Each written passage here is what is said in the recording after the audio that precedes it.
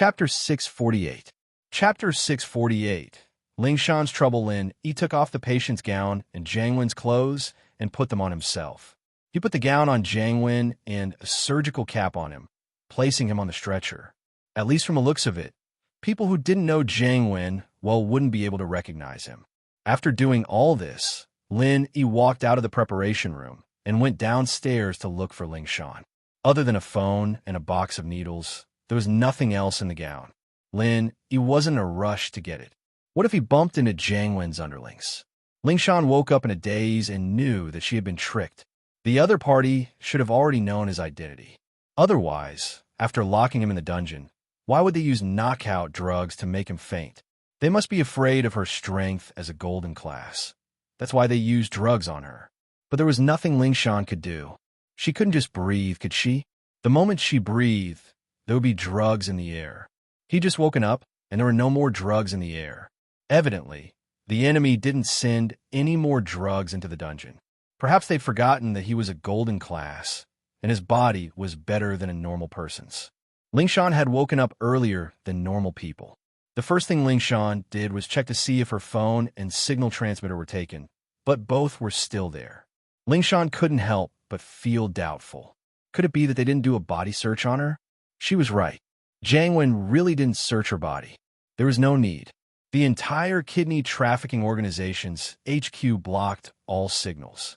Even if Ling Shan had a communication device, she wouldn't be able to contact the outside world. Another reason was Ling Shan's strength. Jiang Wen didn't have a golden class with him. Naturally, he wasn't a match for Ling Shan. He didn't dare to touch her. Ling Shan couldn't help but smile bitterly as she looked at the phone with no signal. As expected, otherwise, with Lu Wangli's efficiency, there was no way he couldn't find her. He wouldn't let her stay unconscious for more than a night. The time on the phone showed that it was noon of the next day. He had been asleep for more than 10 hours. Ling Shan got up and checked the situation in the dungeon. At least she wouldn't be able to break through this kind of defense. The thickness of the door was something that only a golden class late phase peak could break through, and she was only golden class mid phase peak. She was still very far away from the next level. And so, Ling Shan didn't bother with that pointless. She continued searching for other exits. All of a sudden, a strange aroma filled the air of the dungeon. Ling Shan frowned. Could it be that the guy had sensed that she was awake and was trying to drug the dungeon again? As expected, after some searching, Ling Shan found 2 cameras in 2 places that weren't easily detected. They were probably monitoring her through these 2 cameras.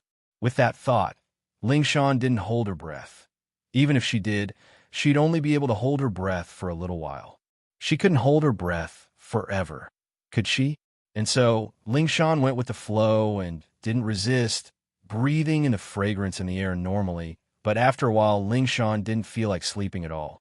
Instead, she felt a sense of excitement, as if her blood was boiling, as if she had an endless amount of energy. Could it be that the guy made a mistake and sent the stimulant into the dungeon? But very quickly, Ling Shan realized that the gas the enemy let in wasn't a stimulant. Ling Shan could only feel her body heating up. Her body was burning up, and she had a strong sexual impulse. Ling Shan had never had a boyfriend before, and she hadn't done that kind of thing before, but this kind of physiological phenomenon was understandable. She was a normal woman. She would have erotic dreams once in a while, but she had a lot of self-control, and she was busy with work, so she could control it better. But under the influence of a strong aphrodisiac like this, how could she control it just by having strong self-control? Because of her profession, Ling Shan had done a lot of research on aphrodisiacs, and she knew how strong these drugs were. With that thought, Ling Shan started panicking. What were these people trying to do? Were they trying to use this method to have sex with her? That didn't seem right. She might be under the influence of the aphrodisiac, but she still had her golden class mid-phase strength. Unless they had eaten a leopard's balls, they wouldn't dare barge in at this time. But if it wasn't for this, why would they send the aphrodisiac into the dungeon? At first, Ling Shan tried her best to control herself, but as she absorbed more and more of the aphrodisiac, Ling Shan's eyes started to blur. But Ling Shan's mind was still clear. just that her body's reaction wasn't under control. Ah! Lingshan couldn't help but moan, scaring even Lingshan herself. Would there ever be a day where she would moan like this? Lingshan had always been a headstrong person, but now she was feeling very embarrassed. But even so, Lingshan's hands couldn't help but want to tear off her clothed camera. Lingshan suddenly remembered the camera, and her heart skipped a beat. The criminals wouldn't be trying to film her, would they? Think about it. If the recording of her **** was in someone's hands, she'd be better off dead. Lingshan bit down hard on her lips, and the intense pain woke her up for a moment. She had to destroy the camera, otherwise, she'd really be done for. Even if she didn't die this time, she wouldn't have the face to continue being a captain, let alone working in the police station. Lingshan knew that she wouldn't be able to resist the aphrodisiac's effects, so she had to destroy everything that could threaten her before the aphrodisiac took effect. Luckily, the dungeon walls weren't very high, and the camera was only 3 meters from the ground. This height was nothing for a golden class, and Lingshan was a golden class mid-phase peak. Chapter 649. The poison Lingshan asked for the other camera in the corner. Lingshan did the same thing and broke it with a kick. Only then did she let out a long sigh of relief. Without the threat of the camera, Lingshan couldn't hold it in anymore. Although she didn't want to touch herself, her body couldn't be controlled by her thoughts. Lingshan was in pain, feeling like her body was on fire, and if she didn't let it out soon, she'd burn to death. Lingshan's breathing was getting more and more hurried, and she really couldn't take it anymore. Her mind couldn't control her body anymore. Jiangwen's HQ wasn't big. In fact, it was only 3 floors, and there was only one fire escape. He found the entrance to the basement very quickly. This should be the prison the tattooed guy was talking about.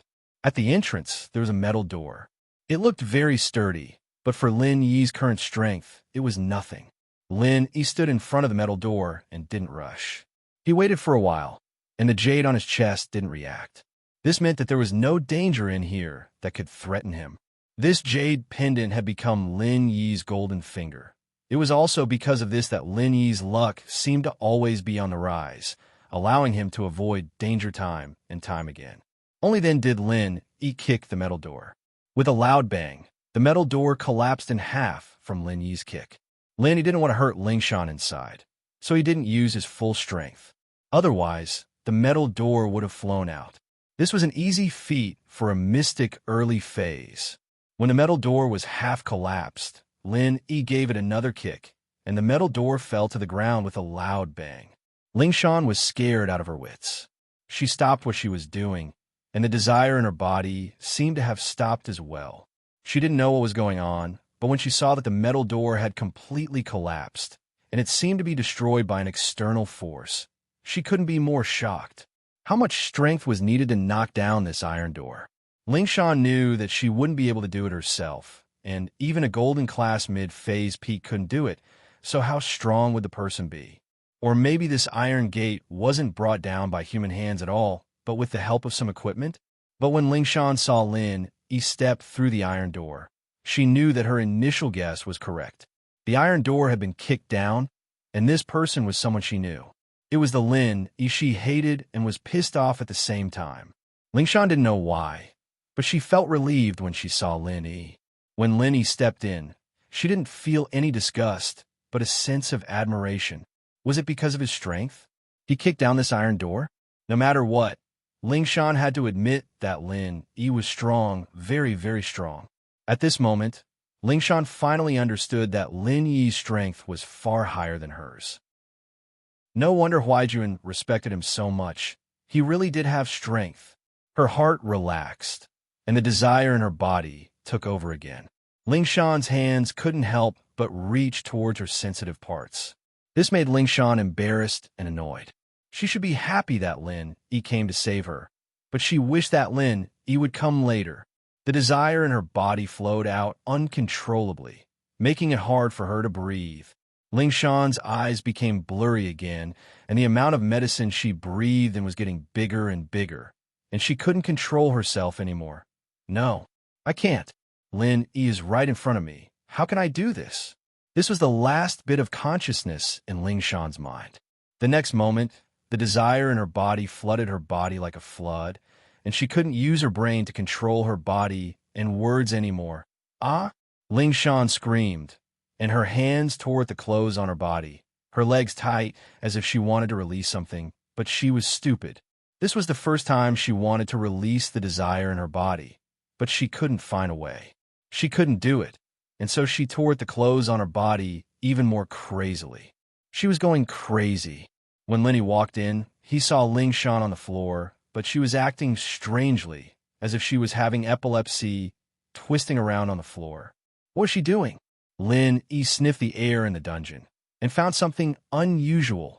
Aphrodisiac, a very common aphrodisiac that permeated the air in the dungeon.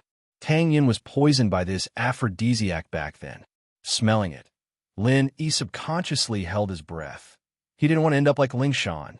Mystic class was stronger than Golden class, not only because of the increase in strength, but also because the Mystic class had learned how to use the turtle breathing technique.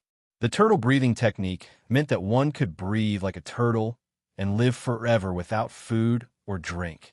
When a turtle slept, it breathed very slowly.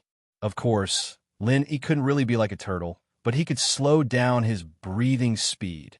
Lin Yi breathed like this, and he could avoid taking in too much of the aphrodisiac. Even if he did take in a small amount, it was completely negligible. But Lin Yi could use the turtle breathing technique, and Ling Shan couldn't. You've been poisoned with an aphrodisiac.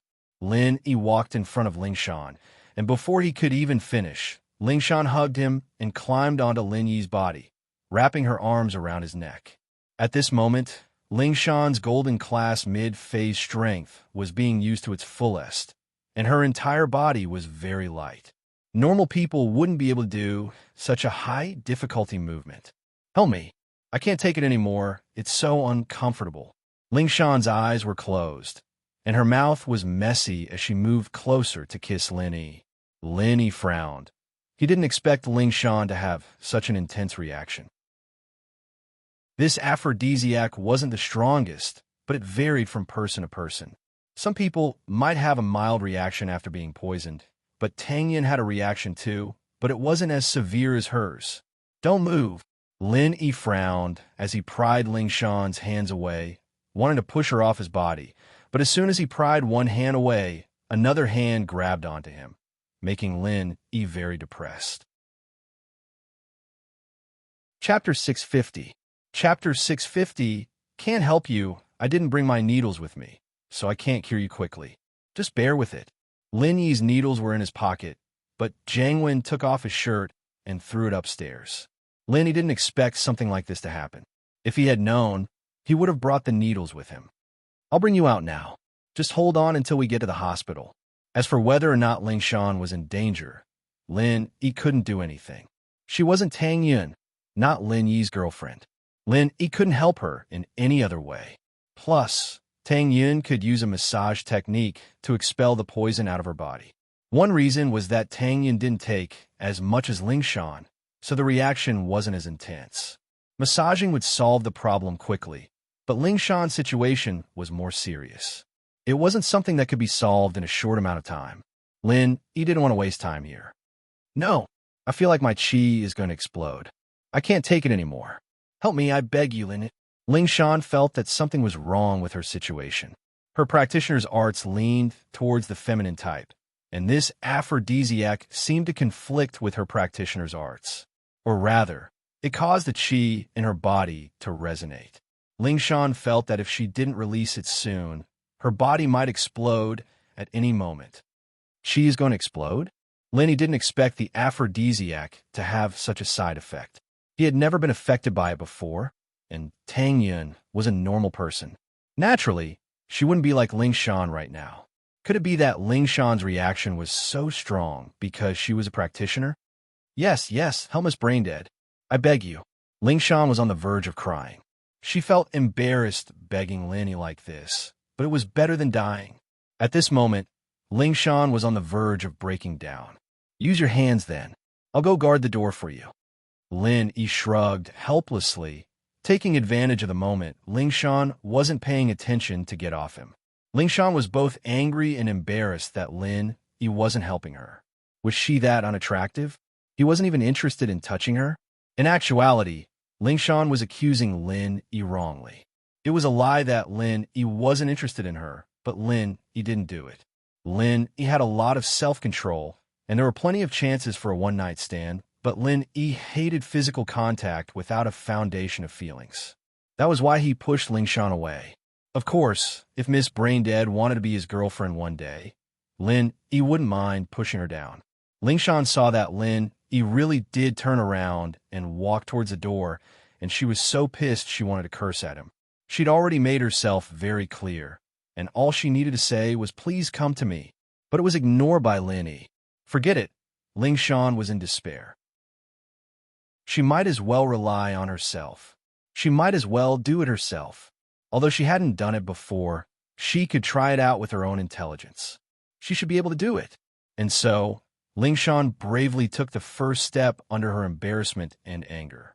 Although she really didn't want to do it in front of Lin Yi, she thought about her own situation and that she was in the kidney trafficking company's HQ. If she still hesitated and others barged in, she might as well just die. As for Lin Yi, she didn't really care. Her reputation was ruined in his hands, and everyone in the police station already knew that she was Lin Yi's girlfriend, and she'd already done that thing for him in the hospital. What was there to worry about? Anyway, she'd always acted coquettishly in front of him. She'd already broken the pot, and it didn't itch anymore. Lingshan started to comfort herself. Although she herself felt that these reasons were a little far-fetched, there was another voice in her head that instantly took over, urging her to move on to the next step. It was just that some things couldn't be realized just by thinking about it. The more Lingshan panicked, the less she felt. In most situations like this, mental cooperation was the most important thing. But right now, all she could think about was the criminal organization. She was deep in the enemy's lair, and how could she focus on anything like that? Besides, when doing this kind of thing, she needed someone to fantasize about, right? Who was she fantasizing about? Movie stars? Martial arts masters?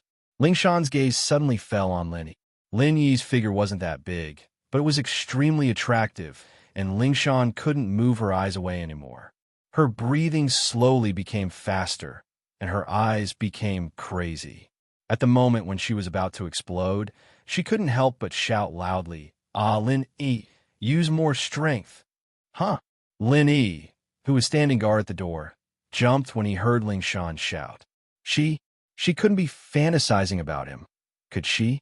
After going crazy, Lingshan's eyes were a little blurry as she laid on the ground, panting heavily. She didn't think that her first time would be completed in a situation like this. Lingshan didn't dare look at Lin Yi. She really didn't have the face to face anyone this time, calling out Lin Yi's name at the last moment. How was she supposed to live like this? "You done?" Lin Yi turned around to see that Lingshan still hadn't pulled up her pants, and her bra wasn't buttoned up either. She was just lying on the ground, looking like she was waiting to be trampled on. Lin Yi was a little moved. He moved his eyes away unnaturally, trying not to think about these things. But he had to admit that Lingshan's body was really good, very hot. The places that should be big were big, and the places that should be perky were perky. Women who practiced martial arts were really different. Lingshan saw that Lin Yi had come over and quickly put on her clothes, but she didn't have much strength left. Her body felt like it was going to fall apart, and she couldn't move at all. Her entire body was just too lazy, but she had to admit that it felt really good, especially when she called out Lin Yi's name. She felt like she was flying, the pure chi and lust in her body being released at the same time, making her feel light and light as a feather. She couldn't even describe how relaxed she felt. Thinking about how Lin Yi had seen her before and how she did something so embarrassing in front of Lingshan got over it. What else could she do? Which woman hadn't been seen by a man before? This day would come sooner or later, so what? Chapter 651. How could she break through like this? Lin Yi was really speechless. Did the aphrodisiac turn Lingshan into an idiot? Did she lose her shyness? Lin Yi reached out and pulled her up. Lingshan pulled her pants up and put her bra back on, but her jacket was already in a mess. She couldn't wear it anymore. Lingshan was a little troubled. If she went out like this and the police saw her, she'd lose all her face. Hey, where are you going? Can you lend me your jacket? Lingshan couldn't bring her tone to Linny at all. It wasn't like her at all, but there was nothing she could do about it. It was already a conditioned reflex in front of Lin. There's a pinhole camera here. Keep it if you don't want the recording to be leaked. Lin threw a small black device to Lingshan.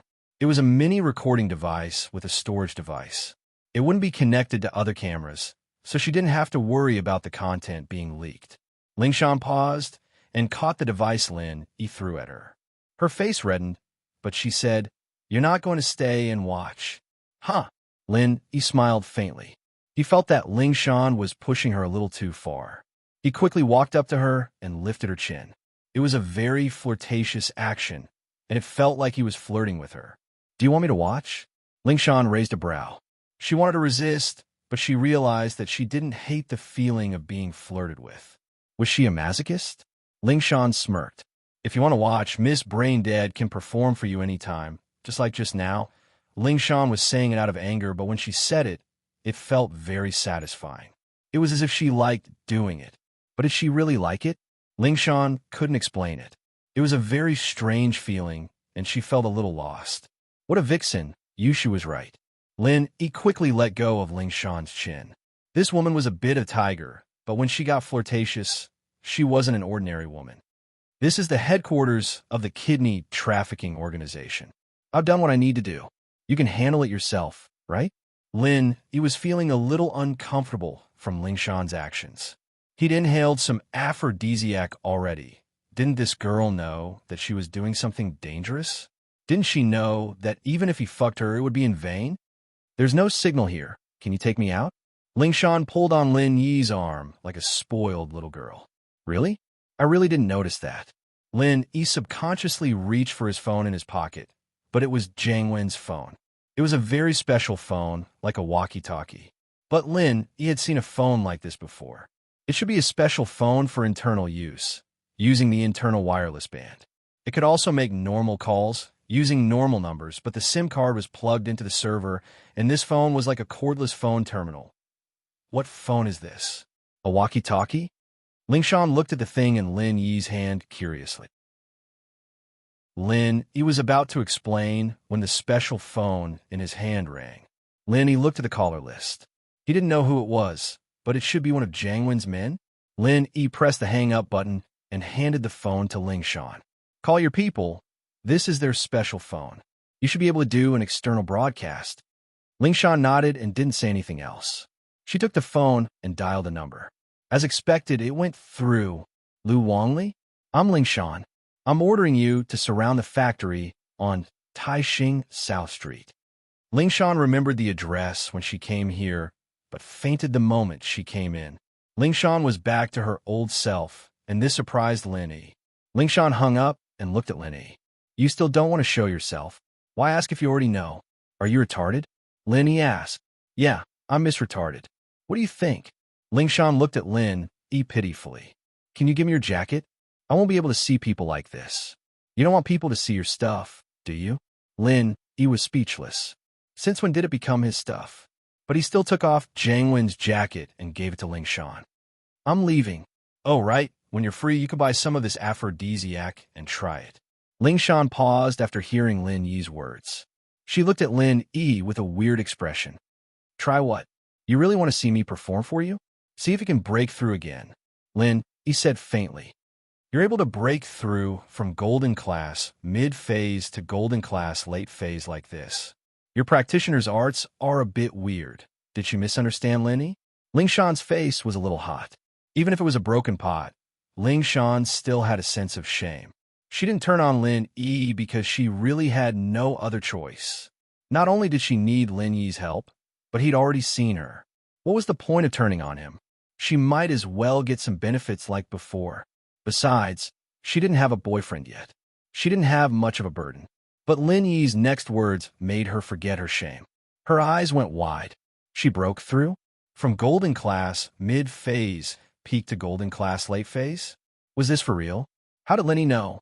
Lingshan subconsciously channeled her practitioner's arts, and to her shock, she realized that she was indeed at the late phase of the golden class now. It was only the beginning of the late phase, but compared to the golden class mid-phase peak before, it was like night and day. Lingshan didn't think that she could break through like this. Wasn't this too dramatic? No one would believe her if she told others. No wonder he had such a weird expression on his face. He even told her to buy more aphrodisiac. But how did he know her strength? She didn't even notice the change in her strength, so how did he notice it? Could it be that he was stronger than her now? He was golden class late phase peak already. Or even, Lingshan didn't dare to think further. She couldn't believe her eyes. He was only 18, wasn't he? Golden class late phase peak, or even mystic class at that age. Was that even possible? Chapter 652. Position in the heart. This kind of master was what every big family wanted to groom with all their resources. A mystic class master at the age of 19, no one knew how far he could go in the future. Having such a master meant that the family would have the right to speak for the next few decades, and it could guarantee that the family wouldn't decline in the next few decades. There were so many benefits to pretending to be Miss Braindead. Lingshan clenched her fists. She decided to continue pretending in the future. With such a master helping her, wouldn't everything go smoothly? Looking at Lin Yi's back, Lingshan felt complicated. She didn't know what her relationship with Lin Yi was like. It was so complicated that it gave her a headache. This was the first time in her life that she had such intimate contact with a man. He was also the first man she'd ever seen her private parts. Lingshan should have been angry, but she didn't feel that way at all. Other than shyness, she felt a sense of excitement as she thought back to what had happened. The feeling at that moment was really wonderful. Should he try it regularly in the future? Lingshan jumped in fright at this bold idea. She gripped the camera in her hand tightly. She couldn't let this thing get out, or she'd be done for. As for being seen by Lin Yi, Lingshan didn't feel that much of a burden. She was already a brain-dead girl in front of Lin Yi, and she was already acting coquettishly. All she did was do something shameful in front of Lin Yi. It didn't matter if she embarrassed herself once. It didn't matter if it happened 8 or 10 times. Lingshan quickly threw the matter to the back of her head and started thinking about the mastermind behind the kidney trafficking company. From her point of view, it should be easy for Lin Yi to catch the mastermind, but Lin Yi didn't do it. Lin Yi came here just to save her. Lingshan knew Lin Yi too well. He was the type of person who wouldn't care about anything that had nothing to do with him. He wouldn't care about anything that had nothing to do with him. But Lingshan was glad that he would care about her. At the very least, Miss Braindead's act wasn't for nothing. She still had a place in Lin Yi's heart. He did not ignore her. Lingshan shook her head at the thought. She scolded herself inwardly. Lingshan, have you been pretending to be Miss Braindead for too long? She was so smug just because she had a place in his heart. Why does she look like a concubine in the old days? No, I'm asking him to help me, so I must have a good relationship with him. Lingshan thought about it and started comforting herself. Pin Liang didn't think that today would be his lucky day. Not only was the poisoning successful, but he also got a call from his father not long after, saying that he had found a compatible kidney, and it was actually Lin Yi's kidney. Pin Liang was still in a state of excitement when he entered the surgery room to get anesthetized.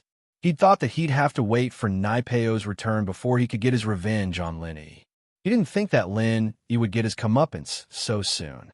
For safety's sake, Pin Liang's blood was drawn and matched with Lin Yi's blood sample. After everything was normal, Pin Liang was pushed into the surgery room. Pin Liang looked at the stretcher not far away from him. There was another stretcher with a person lying on it, but he was wearing a patient's gown and a disposable surgical cap. He couldn't tell who it was under the light, but he was sure that it was Lin Yi.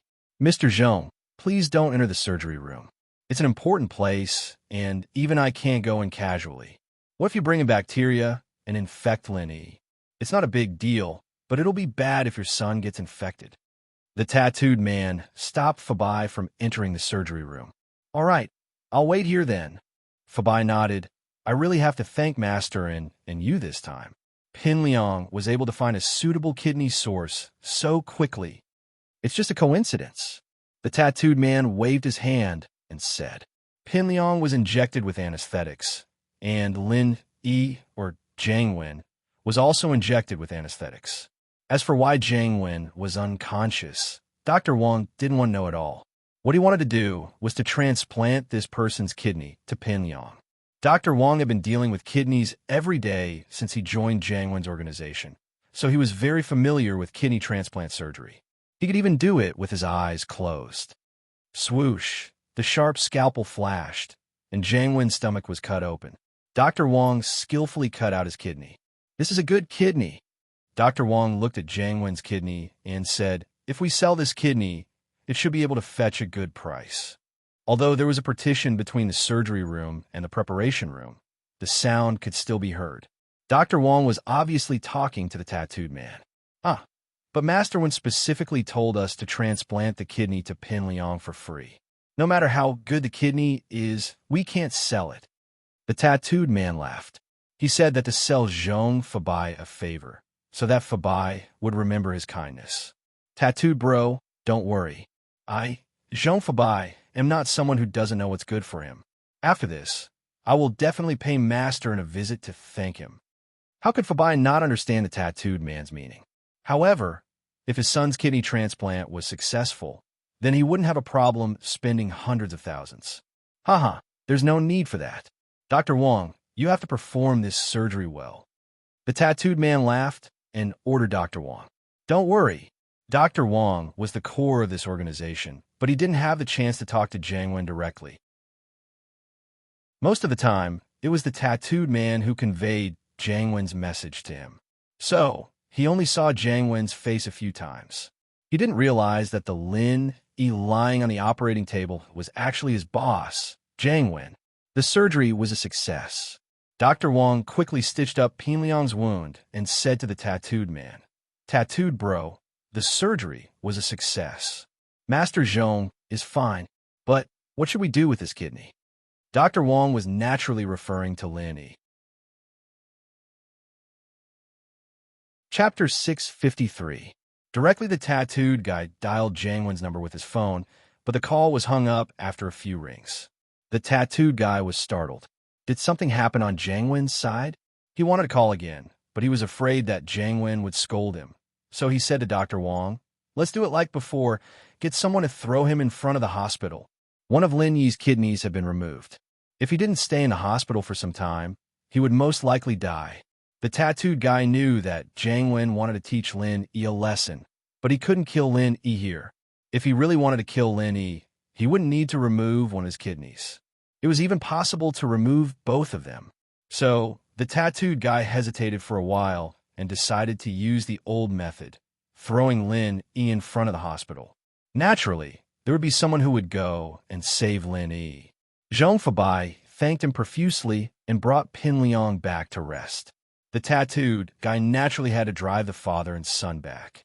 This was because he was afraid that the father and son would know the location of the headquarters. So he purposely drove a commercial car with a back compartment completely sealed. As for the poor Jiang Wen, Dr. Wang waved his hand arrogantly, and a few strong men came in and dragged him out of the surgery room like a dead body. They threw him into an old van without a license plate and drove towards the hospital. When they passed by the Songshan First Hospital, Jiang Wen was thrown in front of the hospital like a dead dog. Then, the van drove away. After sending the father and son to the hospital, the tattooed guy drove back to the headquarters of the kidney trafficking organization. However, he didn't expect that he would get a call from the man with the aquiline nose not long after he returned to the headquarters. Tattooed bro, bad news. The girl in the dungeon ran away. The man with the aquiline nose was sweating profusely. He had poured the aphrodisiac into the dungeon and wanted to check on Lingshan's situation through the surveillance footage. However, he suddenly remembered that this girl was the tattooed guy's pleasure. If he saw some bad scenes beforehand, would the tattooed guy hate him? Thinking of this, the aquiline-nosed man did not dare to watch the video. But after thinking about it, he felt that it wasn't safe. He didn't know if the aphrodisiac worked, So he went to the surveillance room and turned on the surveillance video. However, he was surprised to find that the signal was interrupted. This shocked the hook-nosed man.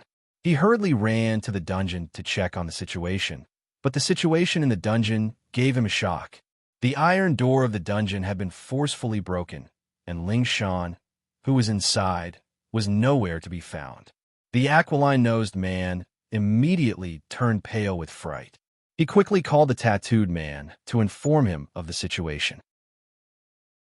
When the tattooed man returned to the headquarters, he received the call. Ran away? Why did he run away? Where did he go? The tattooed man was shocked when he heard this. He quickly asked, "That was Ling Shan from the criminal police. This wasn't something to be messed with. If she really escaped, wouldn't the entire HQ be destroyed as well? I don't know either. The surveillance video in the dungeon has been destroyed." The hook-nosed man said carefully, "Didn't I tell you to drug her? How did she escape?" The tattooed man was furious. Could it be that the hook-nosed man had forgotten about it? "Yes, I did. I followed your instructions and drugged her. I was waiting for you to come to her, but who knew that she could escape?" The hook-nosed man said bitterly, "What? You drugged her with an aphrodisiac? Who told you to drug her?" The tattooed man was furious when he heard this. Drugging Ling Shan with an aphrodisiac? Didn't he have nothing better to do? "It's you." The hook-nosed man didn't understand what he had done wrong. "Didn't you tell me to drug her?" "I did tell you to drug her, but not an aphrodisiac." The tattooed man was so angry that he almost rolled his eyes. Wasn't this guy too good at making his own decisions and changing his own meaning? You said you wanted to enjoy this girl. I thought you wanted me to drug her." The hook-nosed man said in a wrong tone. "Fuck, we're in trouble now." The tattooed man understood why the hook-nosed man had misunderstood him. He couldn't blame the hook-nosed man for this. He didn't make himself clear, which led to this misunderstanding. Ling Shan was a golden class master. If she wasn't drugged, she would definitely wake up. It wasn't surprising that she escaped. The question was, where did she go? Was she near the HQ, or had she already left the HQ? "Tattooed bro, did I do something wrong?" The hook-nosed man could tell that things weren't as simple as they seemed. Logically speaking, it was just a kidney that they had captured. There was no need for them to be so nervous. However, the tattooed man's reaction was clearly different. "Close the HQ's door immediately and search for that girl," the tattooed man ordered the hook-nosed man. He was afraid that it would be too late if Ling Shan left the HQ and could contact the outside world. Everything would be over. After giving the order, the tattooed man quickly dialed Jiang Wen's number. When Lenny left, he first went to the room where he was captured and put on his clothes. He then threw Jiang Wen's clothes and phone in the room. So, when the tattooed man dialed Jiang Wen's number, no one answered until the phone automatically hung up. The tattooed man was panicking, but he had no other choice. He could only call Jiang Wen's number again and again. No matter what, he had to inform Jiang Wen as soon as possible so that he could be prepared. Otherwise, if Ling Shan really escaped, none of them would be able to escape. Suddenly, the sound of police sirens came from outside the window. The tattooed man was shocked. He raised his head and saw that the HQ was surrounded by dozens of police cars. There were quite a few SWAT cars among them. Red and blue police lights intertwined. It was a spectacular scene. The tattooed man smiled bitterly. It was over. It was really over. His remedy was obviously too late. Ling Shan had already escaped and gathered people to surround his HQ. At this moment, the tattooed man didn't even think about resisting or escaping. Under the encirclement of so many police forces, unless he knew stealth or Ultraman, there was no way he could escape. Chapter 654. Accepting the responsibility from the first day, the tattooed man took this step, joined the family, and helped the Firewolf gang to sell their kidneys. He already knew that this day would come sooner or later. However, the family treated him well. His younger brothers and sisters all went to college, and the original thatched cottage at home had now been built into a villa. His parents' savings had already reached tens of millions, and all this money was sent back by the tattooed man. His family had already become one of the richest families in the village, and even the whole town. His family knew that he was working outside, but they didn't know what he was doing. The tattooed guy didn't spend much money here. He basically didn't need any money. So, all his bonuses were given to his family. The tattooed man felt that his life was worth it. His brother, sister, and parents could live a good life, and he had nothing else to ask for. He was a person who had been in prison, and he didn't have a promising future. If it weren't for the family's appreciation of him, he might be living on the streets now. So, the tattooed guy only hoped that Jiang Wen, the young master of Haosen, could escape safely. He just needed to take care of his family. As for the crime of the kidney trafficking organization, he was prepared to take responsibility for it. It could be said that other than Dr. Wang, no one knew that the tattooed guy had a boss behind him. Of course, Zihua and Master Bing knew about it too, but they were all gangsters. No one would break the rules and report it to the police. The tattooed guy quickly walked to the surgery room before the police arrived. He saw Dr. Wang's expressionless face. Maybe Dr. Wang had the same thought. He knew that this day would come. Tattooed bro, has this day arrived? Dr. Wang's expression was dull, but his tone was calm. Yes, the tattooed guy nodded. If we get arrested, what will we be charged with?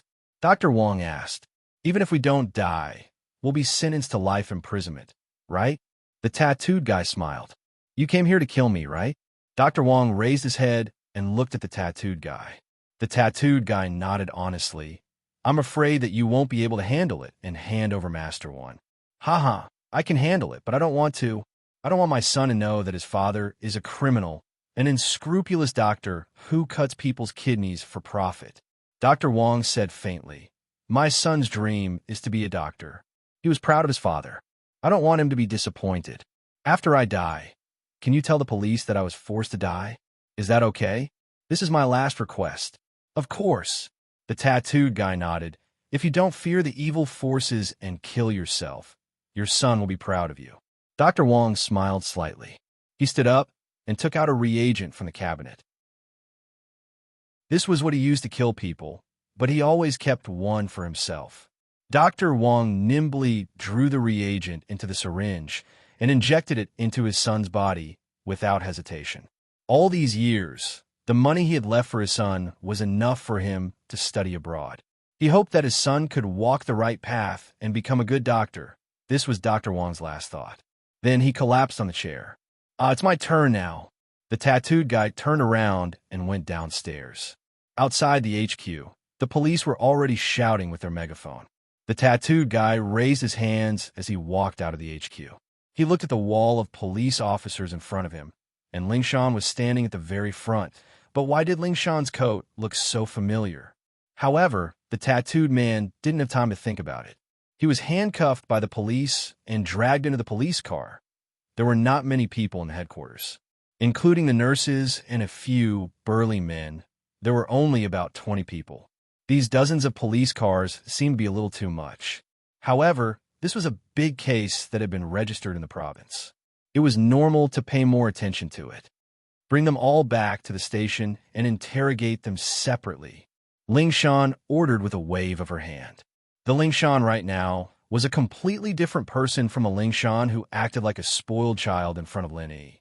She was back to her old self. Report, there are no victims found at the scene. The prison's door was forcefully broken. There's no one inside. The man who was in charge of cleaning up the scene came out and reported to Lingshan. The only victim should be one of the members of the criminal group, the doctor who performed the surgery. All right, fourth team, stay here and guard the place. The rest of you retreat. Lingshan naturally knew that there were no victims. She was the only victim in the prison. Now that she came out, there was no one inside. Sitting in the police car, listening to the praises and words of admiration from her men, Lingshan felt like she was in a dream. The case was solved just like that. Wasn't it too fast?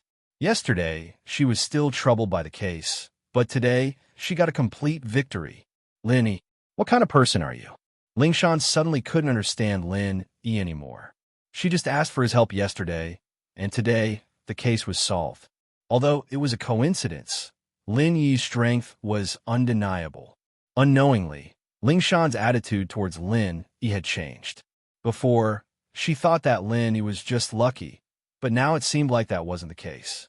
Her thoughts before were really laughable. She wanted to compete with Lin Yi. Thinking back to the scene where Lin Yi kicked down the prison door with one foot, Ling Shan couldn't help but sigh. Although she was a late phase gold in class now, and that door shouldn't be a problem for her anymore, it wasn't something that could be kicked down with just one or two kicks. Before, Ling Shan wasn't used to acting like a spoiled brat in front of Lin Yi, but now, she seemed to have gotten used to it. At least she wasn't angry anymore. Instead, she felt an indescribable satisfaction. Was there really something wrong with her? Why did it seem like she was a masochist? Captain Song, I'm afraid you're going to be promoted this time, right? Lu Wangli and Ling Shan were quite familiar with each other. When Ling Shan first came to the police station, she was the captain of First Team. She was also Lu Wangli's direct superior. I just got promoted. Why would I get promoted again? Although Ling Shan said that, she was secretly looking forward to it. Even if she didn't get promoted, she would at least get promoted, right? Chapter 655. Yao Yao fainted from anger? Let's wait for the interrogation results to come out first. We don't know if these people are all the criminals. Are there any that escaped? Ling Shan felt that this case was solved too quickly, and the criminals didn't even put up a fight before surrendering. Ling Shan felt that it was a little strange. Although they didn't have any hostages, and it was impossible for them to escape from the police, Ling Shan still felt that there was more to it than meets the eye, especially the main surgeon. Why did he commit suicide? Did he have no choice? But did he commit suicide? She had to investigate all of these, and it was too early to say that the case was solved. Ming Yao didn't have a big appetite. Although she was eating as much as she could, 6 dishes and 1 soup wasn't something she could finish alone. She ate a few mouthfuls of each dish and was almost full. Ming Yao could only comfort herself. Although she didn't eat much, she ate every dish. This way, the nutrition was balanced and her body was healthy. Who cared if Tang Yin thought that she was wasteful? As long as she was happy. With that thought, Ming Yao didn't force herself to eat anymore.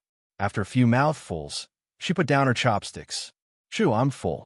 Let's go back to class. Oh, but Yao Yao sis, you haven't finished yet? Yushu pointed at the food on the table. Nope, I can't eat anymore. You don't want me to become like you last time, do you? Ming Yao really couldn't eat anymore. Oh, never mind then. Yao Yao sis, you always want to assassinate me, but I don't want to assassinate you. Yushu said. Ming Yao was speechless. What did I assassinate you? The two walked out of the cafeteria hand in hand. When they passed by Tang Yun's table, the miss raised her head proudly. She didn't even look at Tang Yun. Xinwen curled her lips. What are you so proud of? You can't finish it, right? What a waste of food. Ming Yao was angry, but she didn't care. This kind of thing wouldn't be solved in a short period of time. There were more people in the cafeteria now, and Ming Yao didn't want people to laugh at her. Back in the classroom, Ming Yao and Yushu took out their MP4S and started watching cartoons. They'd watch cartoons whenever they had free time in the afternoon. Yao Yao, has Zhong Pingyang been bothering you these past few days? Yushu, on the other hand, wasn't used to it. Pinliang used to chase after Meng Yao every day, and Yushu was always able to get some benefits from him. What, you want to come? Meng Yao felt that her life was much more peaceful without Pinliang bothering her. Oh, he's not bothering you anymore, so you don't need a shield anymore? Is Shield Bro going to be fired? Yushu said, a little reluctant. Yushu's words startled Meng Yao. She hadn't thought of this problem before, and she hadn't thought about it at all. That was right, he'd asked Lin Yi to come in the first place to find a shield and get rid of Pingliang's harassment. Now that he had achieved his goal, Zhong Pingliang had shed all pretense of cordiality with him. After what had happened before, there was no way he would pursue him anymore. So Lin Yi's work is really over? The miss felt a little sour in her heart. She hadn't spent a long time with Lin Yi, but it wasn't short either. She seemed to have gotten used to his existence. Meng Yao was a little annoyed that Yushu suddenly brought this up. If Yushu didn't say it, she could pretend that nothing had happened. She wouldn't have deliberately thought about it, and Lin Yi would still be the old Lin Yi, her follower. But now that Yushu said it, did she have to fire Lin Yi? He was so despicable, flirting around He deserved to be fired. But he seemed quite pitiful, didn't he? An orphan came to work in a foreign city, and if she fired him, what would he do? And out of sympathy, she couldn't fire him for now. She couldn't burn the bridge after she'd outlived her usefulness, could she? That wasn't what a good kid should do. Meng Yao found a suitable excuse for herself. Besides, it seemed like she was still in danger. Shoo! Pin Leon can already do such crazy things. It's hard to say that he won't be even crazier in the future. We're still in a dangerous situation, and we need someone to protect us. Meng Yao said, from the looks of it, Lin Yi is still qualified, so let's use him for now. Besides, he's quite pitiful. He's an orphan. Otherwise, he wouldn't be homeless. Oh, he can stay at Tang Yun's house. Yushu interrupted. Meng Yao raged and glared at Yushu. Was this girl doing it on purpose? Yao Yao sis, why are you glaring at me? Did I say something wrong? Oh, I know. If you want to pursue Shield Bro, you can't let him stay at Tang Yun's house. Yushu said with a smile. I finally found out Yao Yao sis' secret. I'm the spy. Shoot 007. Meng Yao was furious. Who wants to pursue Lin Yi? I'm Miss. How can I pursue him? He should be the one pursuing me. I might not even say yes. But thinking about how Lin Yi ignored her, Meng Yao's blood rushed to her head, and she didn't know why, but she felt dizzy and laid on the table. Yao Yao sis? Yushu saw that Meng Yao was ignoring her, so she called her. But Meng Yao didn't reply, and Yushu was a little scared. I'll stop. Okay? I'm just joking. Don't ignore me. Okay? Meng Yao still didn't move. Yao Yao sis, what are you doing? Don't ignore me. I'm her best friend. Yushu thought that Meng Yao was really angry, so she went to pull her arm coquettishly. But Meng Yao didn't move at all, and even when Yushu pulled her, she moved a little out of habit. This time, Yushu really felt that something was wrong. Yao Yao sis, don't scare me, okay? You're not going to faint from anger, are you? I'm just saying that you're going after Shield Bro. Why are you going to faint? Meng Yao still didn't move. Yushu didn't care about joking anymore. She was really panicking, and she didn't know where she got the strength from, but she carried Meng Yao on her back, stumbling out of the classroom, and ran towards the school's sick bay. The potential of a human body was limitless, and Yushu didn't have that much strength. But at this moment, there was only one thought in her mind, and that was to make sure that nothing happened to Yao Yao sis. So she didn't even think about whether she could carry Meng Yao or not, and just ran out with Meng Yao on her back. Chapter 656. She doesn't love Shield Bro anymore. School doctor. School doctor. Yao has fainted. Please take a look at her. Yushu's tone had changed as well. It wasn't her usual cute tone anymore, but sounded a little hoarse now. Yushu carried Meng Yao into the sick bay and was just about to place her on the bed when she realized that there were already a few students lying on the bed. There were also a lot of teachers and students in the sick bay as well, and it seemed like something had happened. Another one? The school doctor frowned when he saw Yushu carrying Meng Yao in, cold sweat forming on his forehead. Why are there so many people? Why isn't the ambulance here yet? The school doctor didn't know what to do with the students fainting one after another. He couldn't tell what caused the fainting at all, and all the students had the same symptoms. Their faces were pale, and their breathing was rapid. Dr. Li, how's the situation? The dean, Wang Jifeng, rushed over as soon as he heard the news. He frowned when he saw the sick bay full of teachers and students. Teachers and students who are not involved, please leave. Don't squeeze in here, the air is bad. Wang Jifeng's words were very effective. Be it the teachers or the students, they all left the sick bay obediently. But since the people inside were their classmates or good friends, the teachers and students didn't want to go too far. They lingered in the corridors, not willing to leave. But there was one person who didn't leave. Yushu was still hugging Meng Yao tightly, sitting at the corner of the bed. Wang Jifeng knew her, and naturally, he wouldn't chase her away. But when he saw Meng Yao in her arms, he was shocked. Wasn't this the chairman's daughter? She fainted as well. Wang Jifeng was sweating profusely. He didn't have time to ask and quickly called the principal, Ding Bing Gong, to report the situation. Principal Ding, where are you? More than 10 students from the school are unconscious, including Chairman Chu's daughter, Meng Yao. Jifeng couldn't handle the situation, so he called Bingong.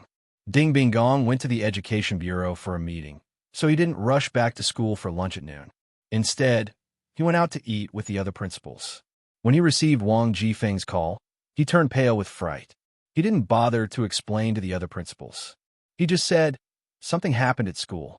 Then he hurriedly pulled the driver out of the restaurant and got in the car. Then he asked, Old Wang, what did you say? More than 10 students fainted? And Meng Yao? What's going on? I've just arrived, so I'm not too sure. Dr. Li, what kind of illness do these students have? Why did so many students faint all of a sudden? Wang Jifeng finally had the time to ask the anxious Dr. Li. Dean Wang, I'm not sure. I've never seen such symptoms before. I'm not sure if it's an acute infection. I've already called the emergency center. The ambulance should be here soon, Dr. Li said carefully. When Dr. Li spoke, Wang Jifeng's phone was also on, so Ding Bingong on the other side heard everything clearly. His head exploded. If something happened to the school, not only would it affect the school's reputation, even the corporation would be implicated. Old Wang, I'll rush back immediately. You must stay calm. Don't let anything happen to the students. Ding Bingong ordered anxiously. I understand. I'll try my best to control the situation. Wang Jifeng nodded with a heavy expression. But he also knew that the current situation wasn't something he could control. While he was making the call, there were more than one unconscious students being sent in by the teachers. This gave Jifeng a headache. At the same time, he quickly thought of the reason why the students were like this. If he couldn't find the reason, then there would be more students like this. By that time, it would be too late. However, even Dr. Li didn't know the specific situation. How could a non-medical graduate like him know the specific situation? So, while Wang Jifeng waited for Ding Bingong, he could only pray for the ambulance to arrive faster so that the students could go to a proper hospital for treatment as soon as possible. Yushu was a little dumbfounded. She originally thought that Meng Yao fainted because of her anger, but now it seemed that wasn't the case. There seemed to be a lot of people with the same symptoms as Yao Yao Sis. What happened to these people? But even so, Yushu was even more worried. If it was just anger, it would be easy to deal with it. But now it wasn't anger, but something else. Yushu was panicking. She subconsciously thought of Lin Yi. When she was about to die last time, it was also Lin Yi who saved her. So, she planned to find Lin Yi to save Meng Yao. Yushu quickly took out her phone and called Lin Yi. But after waiting for a long time, the phone automatically hung up. Lin Yi didn't pick up. Yushu called again, and it was the same. No one picked up. Damn shield bro, where did you go? If anything happens to Yao Yao sis, I'll never like you again. I won't forgive you for the rest of my life. Yushu said to herself angrily. While waiting for the ambulance, a few more students were sent to the school sick bay. Up until now, there were a total of 28 students waiting for the ambulance to send them to the hospital.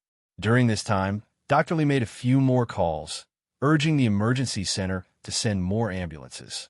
At the same time, he also asked them to send more ambulances. At least 7 to 8 ambulances were needed to transport these students. However, in the following time, until the first class in the afternoon, no more students were sent to the school sick bay. It seemed that this round of fainting had stopped temporarily. This made Jifeng and Dr. Li let out a sigh of relief. Ding Bingong arrived at the school almost at the same time as the ambulance. The students were carried into the ambulance one by one. Naturally, Yushu didn't want to leave Meng Yao alone. She accompanied Meng Yao to the ambulance. Ding Bingong and Jifeng knew Yushu, so naturally, they didn't stop her. They got into the ambulance with Meng Yao. Dr. Li and the other ambulance stayed at the school. If there were any fainted students, they would be sent to the hospital immediately. Chapter 657. Cause of coma? Shoot, what's wrong with Yao Yao? Can you tell us what happened? Ding Bingong wanted to know the truth of the matter, but he didn't get any useful information from Jifeng and Dr. Li, so he turned his attention to Yushu. Yushu was with Meng Yao, so she should know more about the process of Meng Yao fainting. But Yushu's words were no different from what the other students had said. All of them fainted not long after they returned to the classroom after lunch. At first, Dr. Lee had suspected that the students fainted because of food poisoning, since the students only started fainting after lunch. But this theory didn't hold up to scrutiny, since the fainted students were only a small percentage of the students who ate in the cafeteria. There were only 28 of them. With that, the possibility of food poisoning was much lower. Why else would the other students be fine? It wasn't very likely that it was caused by eating a certain type of food. After all, there wasn't a single dish that only 28 students ate, was there? As a result, they had to go to the hospital to determine the cause of the coma. Along the way, the ambulances ran through several red lights.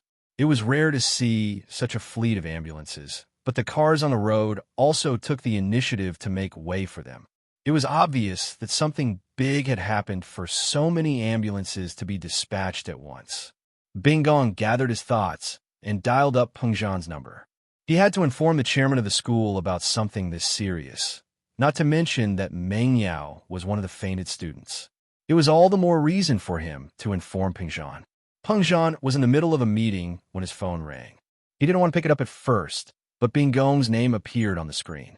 He didn't really want to pick it up, but Bing Gong didn't usually call him unless he came to the company to report on his work every week.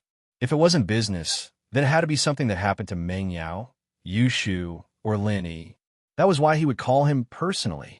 At that thought, Peng Zhan gestured for everyone to wait before picking up the phone. "Headmaster Ding, what's up? I'm in the middle of a meeting." Peng Zhan's words were very clear. If Bing Gong didn't have anything important to attend to, they could fight later. "Chairman Chu, something has happened to the school," Bing Gong said solemnly.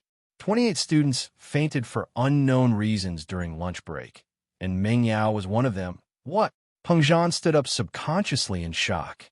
The news about Bing Gong was already shocking enough. More than 20 students fainted at the same time. Such a big incident had never happened since the school was founded. If it wasn't handled well, the reputation of the school and even the reputation of the corporation would be severely affected. What worried Peng Zhan the most was his daughter Meng Yao's safety. Meng Yao was a part of his life, and now that Meng Yao had fainted, how could he have the mood to continue the meeting? He waved his hand, indicating that the meeting could be adjourned. "The meeting is adjourned. Li Fu, come with me for a moment." "Yes, Mr. Chu." Li Fu nodded and followed Peng Zhan into the meeting room. As Peng Zhan's confidant, he could naturally tell that something was wrong with Peng Zhan's emotions. Something must have happened to him. In Peng Zhan Industries, Chu Peng Zhan's words carried enormous weight, and no one dared to say anything against him. Guangbua and Gubong's resignation was still fresh in their minds. So how could the new shareholders not be treading on thin ice? Seeing that Peng Zhan had something to attend to, they didn't dare ask any questions. They only left the meeting room and returned to their offices after Peng Zhan had left. Peng Zhan, on the other hand, frowned as he held the phone in his hand. "Is Yao Yao all right? Is she in danger?" "I'm not sure yet, Mr. Chu. We're about to reach the hospital. It's only a few minutes' drive away," Bing Gong said. "All right, which hospital? I'll be there right away." Peng Zhan was panicking, but there was nothing he could do. "At the Second People's Hospital," Bing Gong said. The best hospitals in the city were the First People's Hospital and the Second People's Hospital.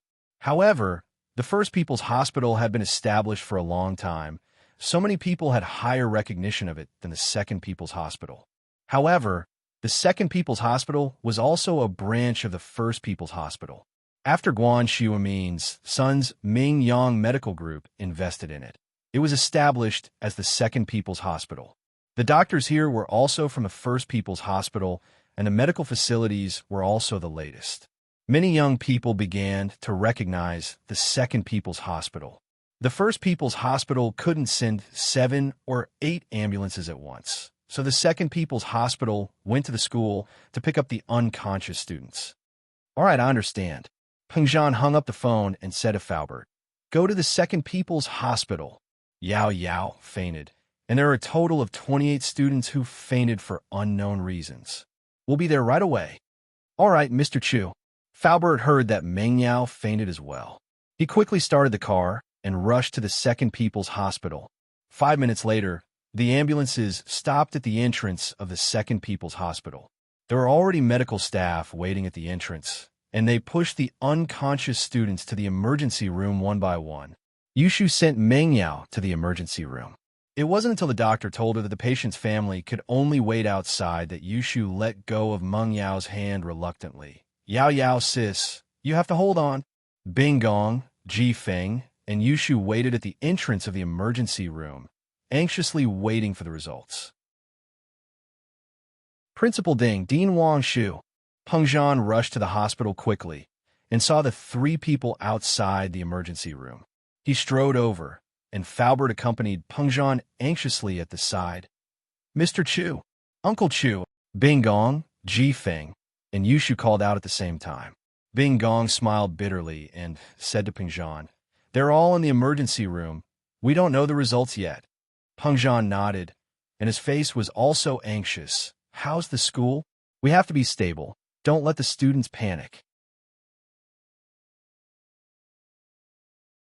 Chapter 658.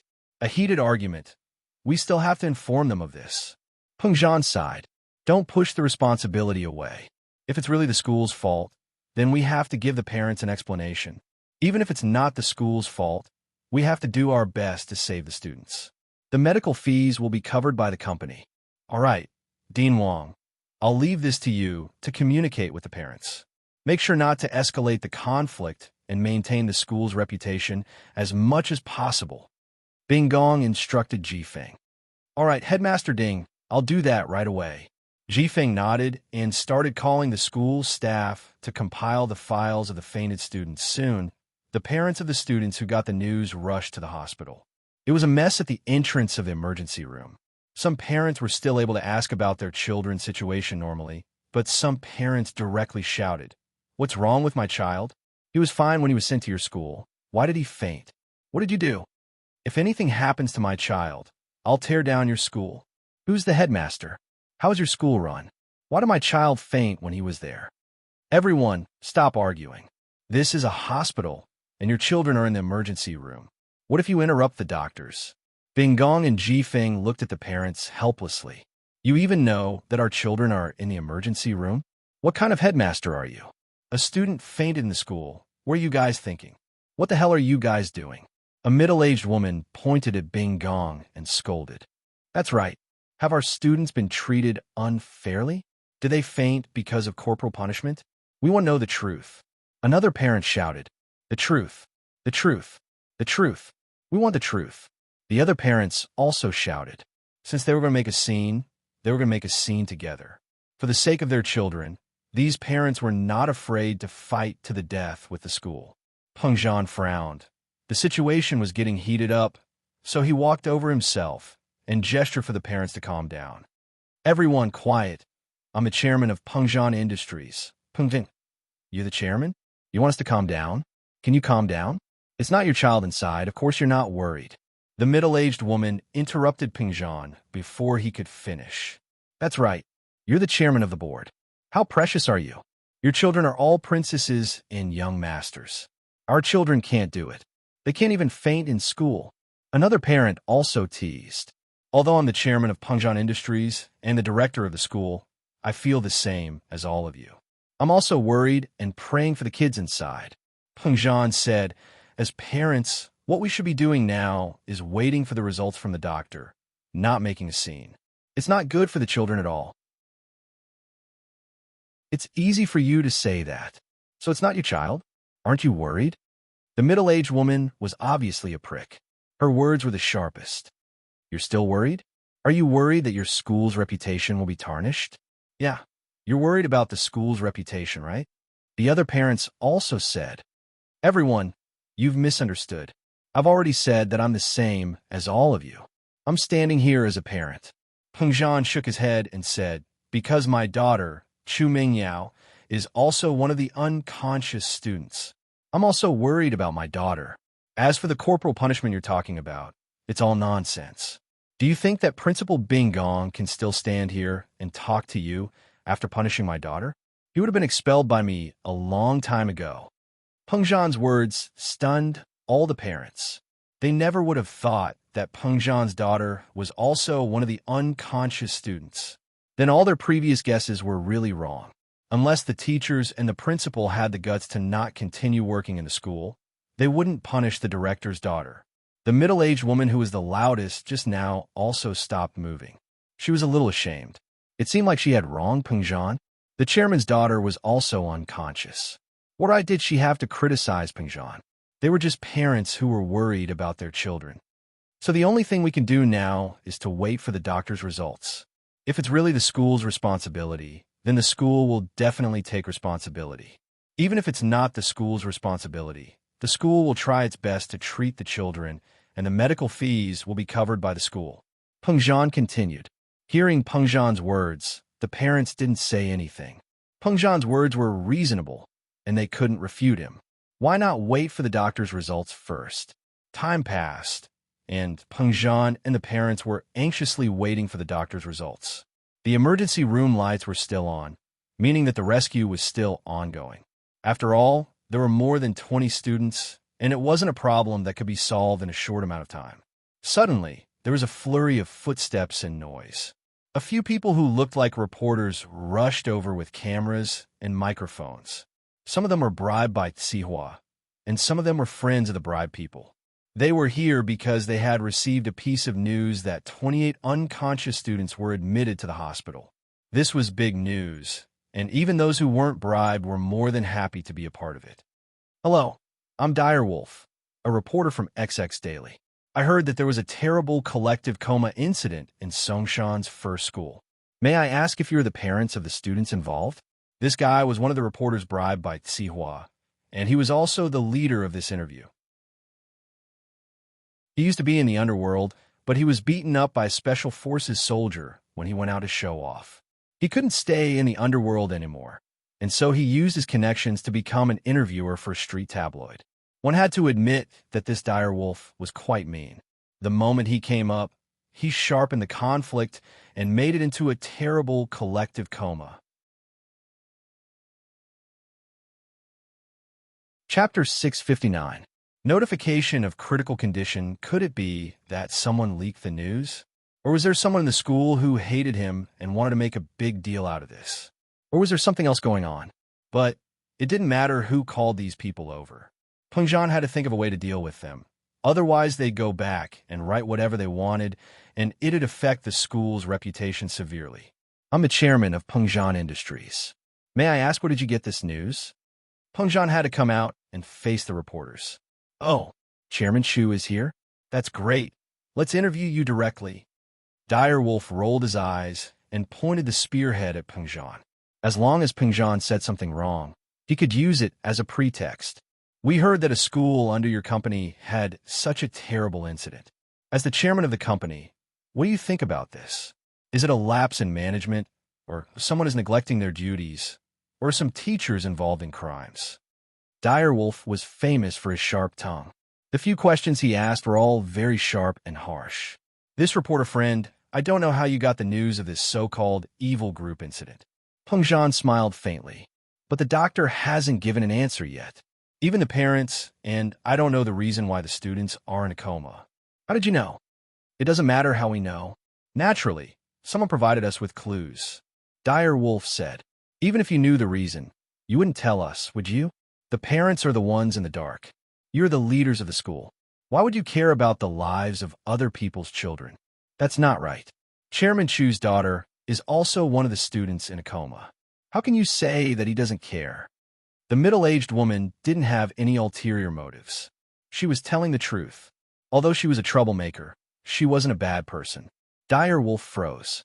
He didn't expect Peng Zhan's daughter to be one of the victims. This contradicted his words. Peng Zhan wasn't indifferent. In fact, he was quite concerned. However, Direwolf reacted quickly. Look, even Chairman Chu's daughter is in trouble in his own school.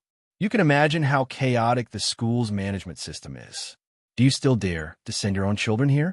The middle-aged woman was slightly stunned after hearing that. But after thinking about it carefully, it did make sense. Even the daughter of the school's chairman had become like this. Wouldn't it be more dangerous for her, a commoner's child?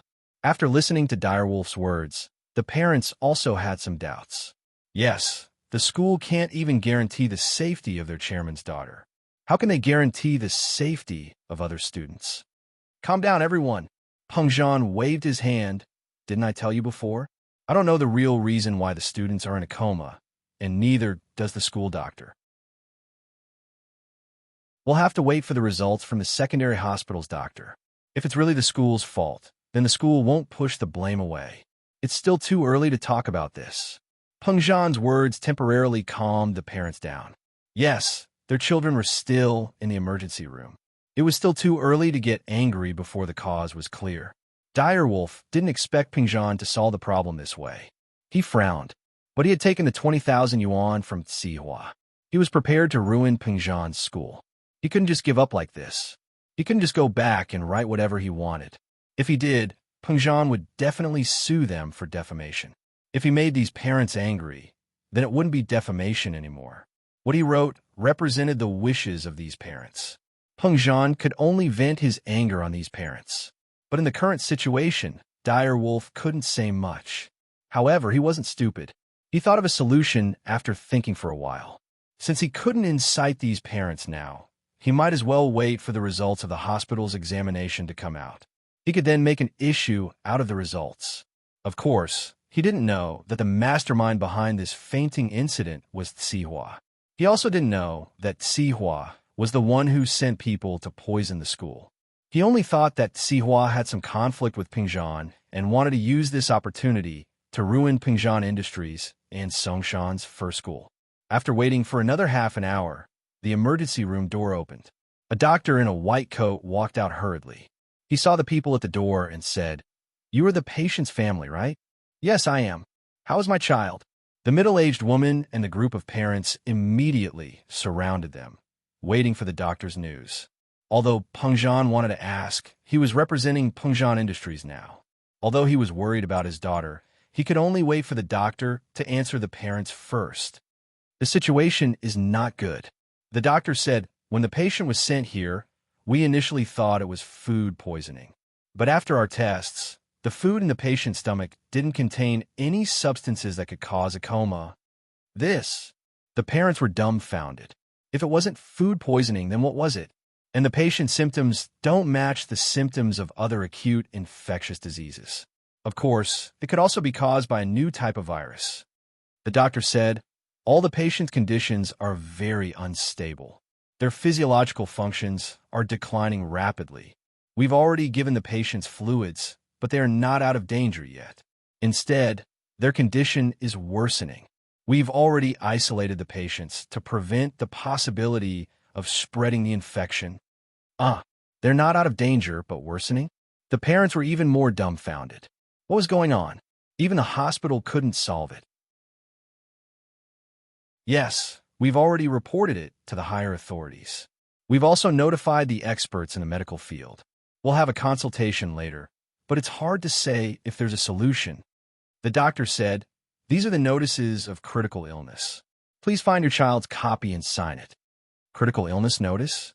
The parents were completely at a loss. They didn't expect that a coma would become a notice of critical illness.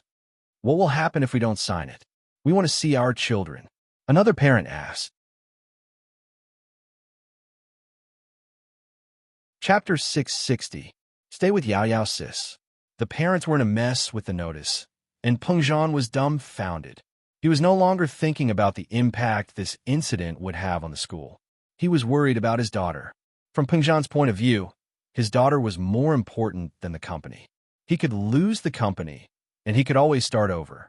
Although he wasn't young anymore, he wasn't an old man either. He could still fight and fight. But if his daughter was gone, everything would be over, and life would lose its meaning. The doctor's words were like thunder. Pengzhan didn't expect this to happen to Meng Yao. If he could, he would rather be the one who got sick instead of his daughter. While the parents were panicking, the happiest person was Direwolf. He finally thought of a breakthrough. "Everyone look, how dangerous is Songshan's first school? There's an unknown virus. Is it a biochemical base?" Direwolf's voice rang again. Even Chairman Chu's daughter couldn't escape. You can imagine how scary it is. The child fainted, and you can't even find the reason. Think about your child. She was happy and healthy when she went to school in the morning, but a few hours passed. What are you holding in your hands? Notice of critical illness. I'm not saying something unlucky, but there aren't many patients who survived after receiving this notice. This is too scary, especially when they don't even know how they died. The parents heard Direwolf's words, and they regretted sending their children to Songshan's first school. At first, they thought that Songshan's first school was the best school in the city, but they didn't expect their children to step on the road of death. Direwolf was overjoyed, and he quickly asked someone to record this scene with a recording pen and a camera. Although Pengzhan heard Direwolf's words, he didn't refute it because his mind wasn't on it anymore. He was worried about Meng Yao's safety, and he didn't have time to care about Direwolf's slandering of the company and the school. However, this allowed Direwolf to seize the opportunity. After a series of videos and incitement, those grieving parents began to criticize the management system of the school. Yao Yao Sis will be fine. I want to see Yao Yao Sis. Where is Yao Yao Sis? I want to go. Yushu ran towards the emergency room's door abruptly. It was a long and narrow hallway, and at the very end of the emergency room was the infectious disease isolation room. A couple of nurses were spraying disinfectant around the room, and all of them froze when Yushu ran in. What are you doing? You can't come in. This is the infectious disease intensive care unit. Get out of here, the nurse said, startled as she stopped Yushu. But why would Yushu listen? In her mind, there's only one thought, that is to not let anything happen to Yao Yao Jia.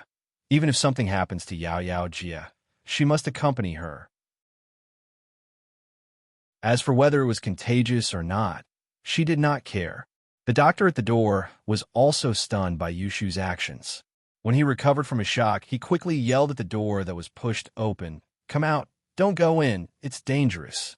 Yushu didn't listen. She didn't know where she got the strength from, but the two nurses weren't able to stop her. Yushu was already at the end of the corridor, and there was a row of isolation rooms, each with a large glass panel in front of it. Yushu quickly found Meng Yao's isolation room. Ignoring the doctor's and nurses' shouts, she pushed the door open and rushed in. Yao Yao Jia, what's wrong with you? Don't scare me." Yushu ran to Meng Yao's side, grabbed her hand, and started crying.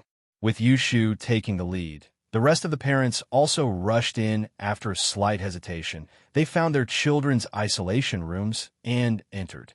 In this situation, the hospital's nurses and doctors could only smile bitterly. They couldn't do anything about it. In fact, they understood these people's actions. They were worried about their children's safety. They didn't care whether it was contagious or not. Since you guys have entered before the isolation is lifted, you can only stay in the hospital. The doctor stood in the corridor helplessly and shouted, "Your movement is temporarily restricted." The parents didn't care. They wanted to stay by their children's side. Even if they were asked to leave now, they wouldn't leave. Pengzhan and Faubert followed. Pengzhan entered Meng Yao's isolation room, and Faubert followed without hesitation. This also showed how loyal Faubert was to Pengzhan. He was actually willing to risk his own life. Yao Yao, Miss Chu, Pengzhan and Faubert rushed to Meng Yao's bedside. Seeing Yushu holding Meng Yao's hand and crying, Pengzhan sighed. Yao Yao and Shu grew up together. They were very close. They weren't biological sisters, but they were closer than biological sisters. If anything happened to Yao Yao, Shu wouldn't feel better than him. She might not even be able to take it. Meng Yao's face was very pale. Without a trace of blood, there were a lot of wires connected to her body. Although Pengzhan couldn't understand the numbers on the screen, it couldn't be good. Shu, you should stay away from Yao Yao. Don't let her get infected. As a senior, Pengzhan naturally had to remind Yushu. Otherwise, if Yushu really got infected, he would be sorry to Yushu's parents. No, I don't want to leave. I want to stay with Yao Yao Sis. Yushu shook her head. I want to wait for Yao Yao Sis to wake up. Pengzhan saw Yushu's determination. He didn't insist. Direwolf and the reporters saw that the parents entered the emergency room. They looked at each other. Those parents dared to go in, but they didn't. This infectious disease was not a joke. If he was not careful and got infected, wouldn't that be the end of him? But Dire Wolf was the leader and more or less gave them some benefits. So it wasn't good to leave immediately. So he suggested, "Wolf bro, why don't you go in and interview them? We'll wait here." "Forget it, let's go." Dire Wolf was also a person who was afraid of death. How could he risk his life for 20,000 yuan? Shaking his head, he brought these people back. The current material was enough. Even if they didn't continue the interview, it was enough to write Pengzhan Industries into pieces.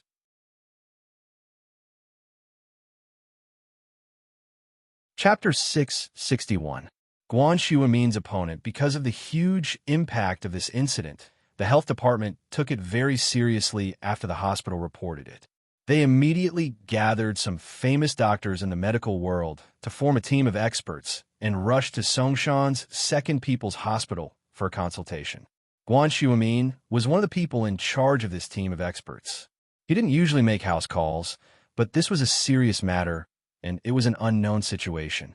Guan Shuamin was highly respected and experienced, so of course he had to participate. Soon, the entire team of experts entered the emergency room to analyze the patient's condition. "I think this is an unknown new virus." Zhang Weikong, one of the people in charge of this team of experts and the president of the medical association, said, "We need to report this to the International Health Organization immediately and have them send foreign experts here for research." "Dr. Zhang, isn't it too early to say that it's an unknown virus?" Guan Shuamin had a different opinion. According to the school, all the students got sick at the same time, and the students who got sick only made up a small percentage of the entire school. If it's an acute infection caused by an unknown virus, then isn't the timing a little too coincidental? Could it be that the virus was arranged to infect all the students at the same time?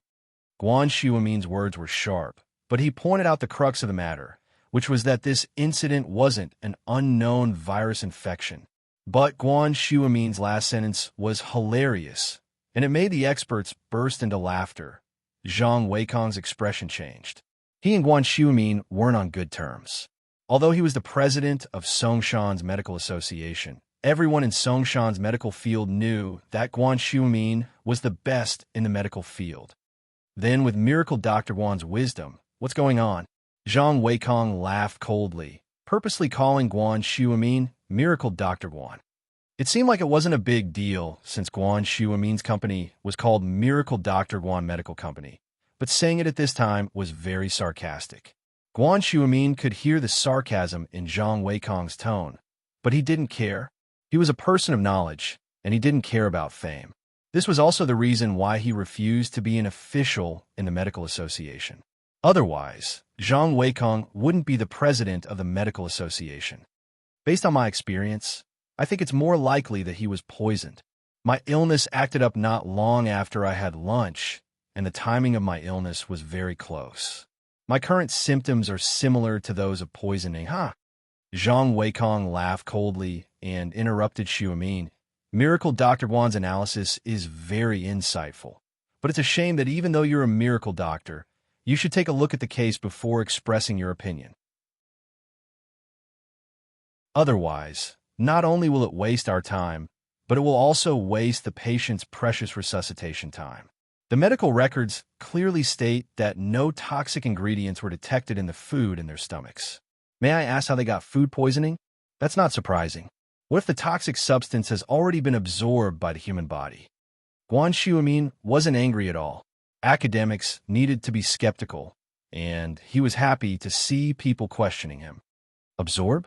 You mean the patient only absorbed the poisonous substances and left the non-poisonous food in his stomach? Zhang Weikong laughed out loud.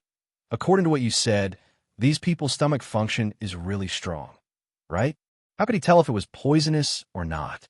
And he purposely absorbed the poisonous ones? Zhang Weikong's words attracted some laughter, but these experts didn't help either side. They wouldn't get involved in a fight between gods. I've seen similar records in some ancient medical books. Guan Shuamin didn't mind and continued to explain. There are some poisons made from Chinese herbs and insects that can be quickly absorbed by the human body.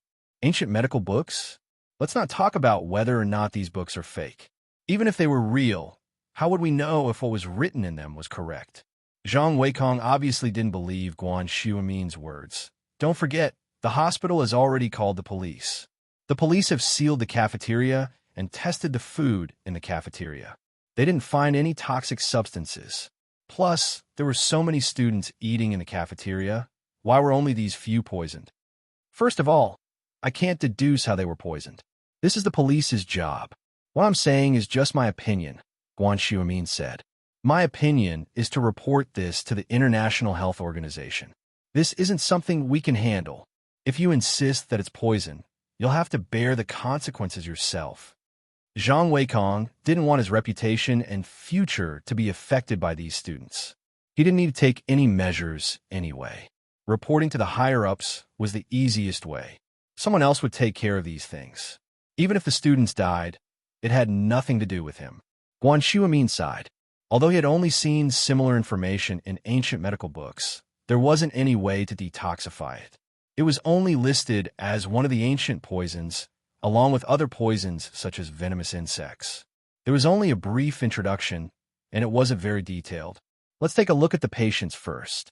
Guan Xiumin sighed. No matter what, since he was here, he couldn't just do nothing, right? If you want to see them, go see them yourself. This is an infectious disease. Before we take preventive measures, it's better not to come into contact with the patients. Zhang Weikong didn't want to be infected by the virus. He was a person who was afraid of death. He had a bright future ahead of him.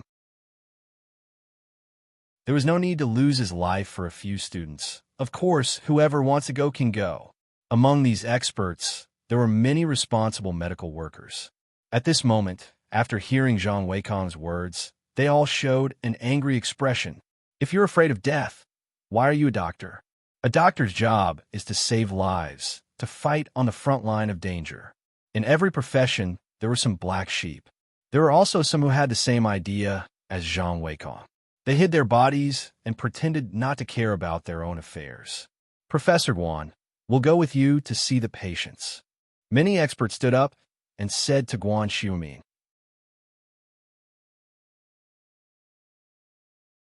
Chapter 662.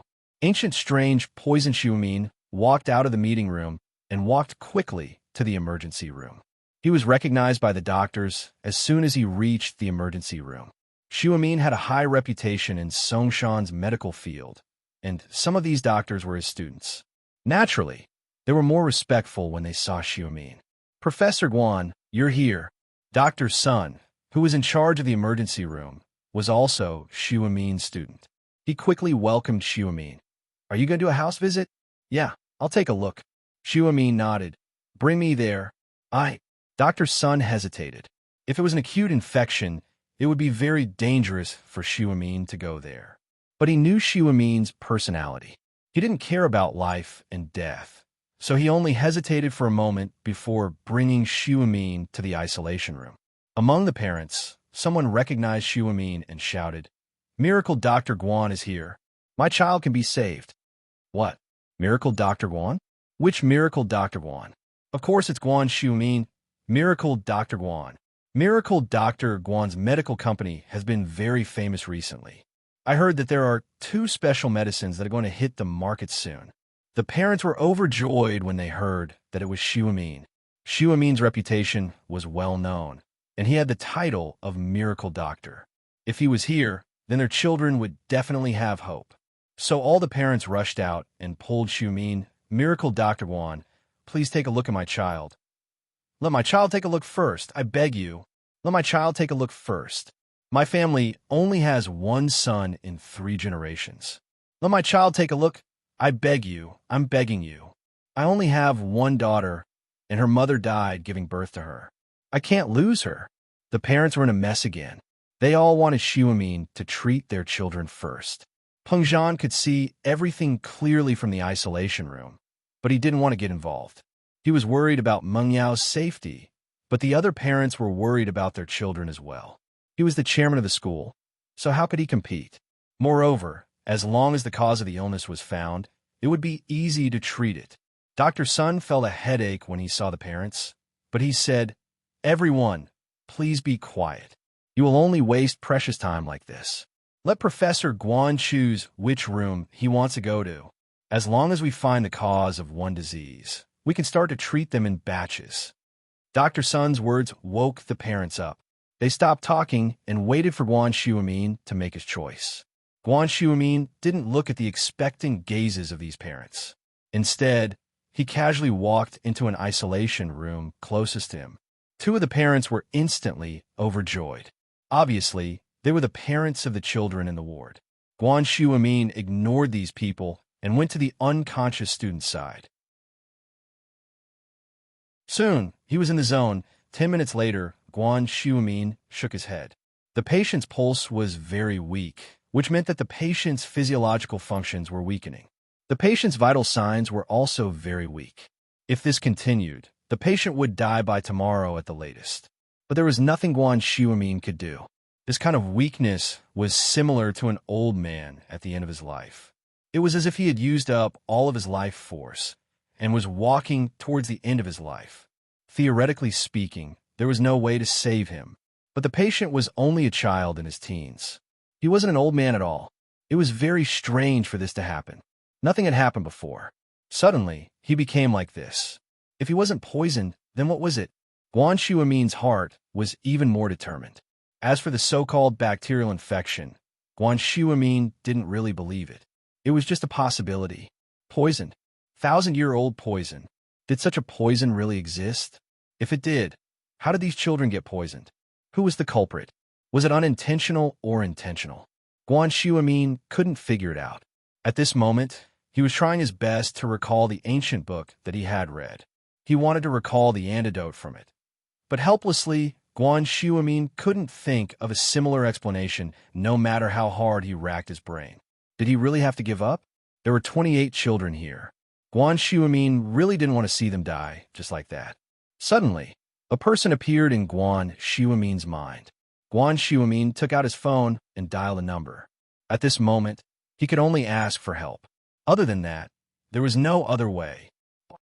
He took his clothes and phone and left Jiang Wen's kidney trafficking company headquarters. Jiang Wen's headquarters was in the suburbs. Usually, there weren't many cars passing by here. If he wanted to go back to school, he could only walk to the bus station near the suburbs and take a taxi or bus. While waiting for the taxi, he took out his phone to check the time. He realized that there were a few missed calls. He suddenly remembered that before he pretended to be unconscious, he set his phone to vibrate so that Jiang Wen wouldn't take the call out. He forgot to turn it back after he left the kidney trafficking company. He checked the caller ID and realized that they were all from Yushu. He didn't know why Yushu was looking for him. There were more than 10 calls. Could it be that the miss was looking for him? Lin Yi's heart skipped a beat as he recalled the fight between Meng Yao and Tang Yun. Could it be that the miss and Tang Yun were fighting again? Thinking about this, Yi quickly called back. The sudden ringing shocked Yushu.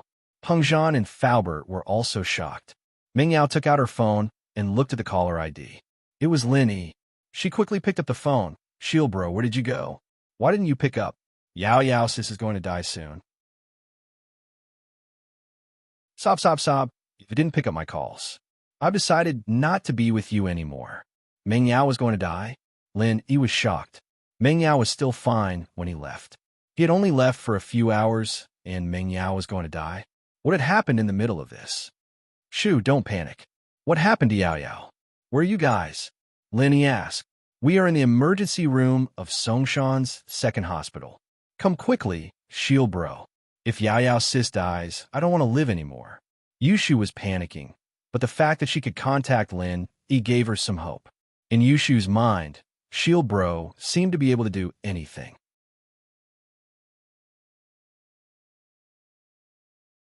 Chapter 663. Speed car, okay. Yushu knew that explaining the situation to Yi would save them some time, and so she told Yi about what happened in the cafeteria. Yi, on the other hand, frowned after listening to Yushu's story. Meng Yao just fainted out of nowhere. Yi couldn't make a judgment based on Yushu's words, so he decided to go to the hospital first. Sir, can you please drive faster? Yi was worried about the miss's safety. Living with the miss every day made Yi develop some feelings for the miss. Although Yi's master and old Lin had trained him to be a little cold-blooded, He wasn't a plant or a tree. Meng Yao wasn't just his employer. Lin Yi saw her as a friend. Otherwise, Lin Yi wouldn't be in such a rush. He was Meng Yao's follower, but he wasn't her personal doctor. Peng Zhan didn't tell him that he was obligated to take care of Meng Yao's illness. But the situation was different. Lin Yi was worried about the miss from the bottom of his heart, so he urged the driver to go faster. They were still quite a distance away from Songshan's Songsan Hospital, and it would take at least an hour at their current speed. "Kid, this car of mine is 5 years old, and it's not working well anymore. It's dangerous to drive fast, and I don't dare to drive fast." The driver smiled bitterly. "I know you're in a rush to get to the hospital. So how about this? I'll drive to a place with more cars, and you can switch to another car. As for the fare, it's up to you whether you want to pay or not." Lin Yi couldn't help but shake his head at the driver's words. They were still quite a distance away from the city, and Lin Yi couldn't wait any longer. "Let me drive. I'll pay you the fare, and I'll pay you an extra 500. Lin Yi took out his wallet and counted out 700 kuai, putting it on the dashboard. It was about 200 kuai to get to the hospital from here, so 700 was already a lot for Lin Yi. The driver hesitated for a moment before asking, "Young man, do you have a driver's license?" "Yes." Lin Yi took out his driver's license from his wallet and showed it to the driver. "Okay, then you drive." The driver gladly took the 700 yuan and parked the car on the side of the road. It was Lin Yi's turn to drive. The driver was also very clear. Even if Lin Yi's way of driving wasted some gas, the money would be enough. Even the money for the violation of the law was included, so why not? After Lin Yi got in the car, he started the car, put it in gear, and released the clutch in one go. After the car rushed out, the next thing he did was to constantly change gears and accelerate.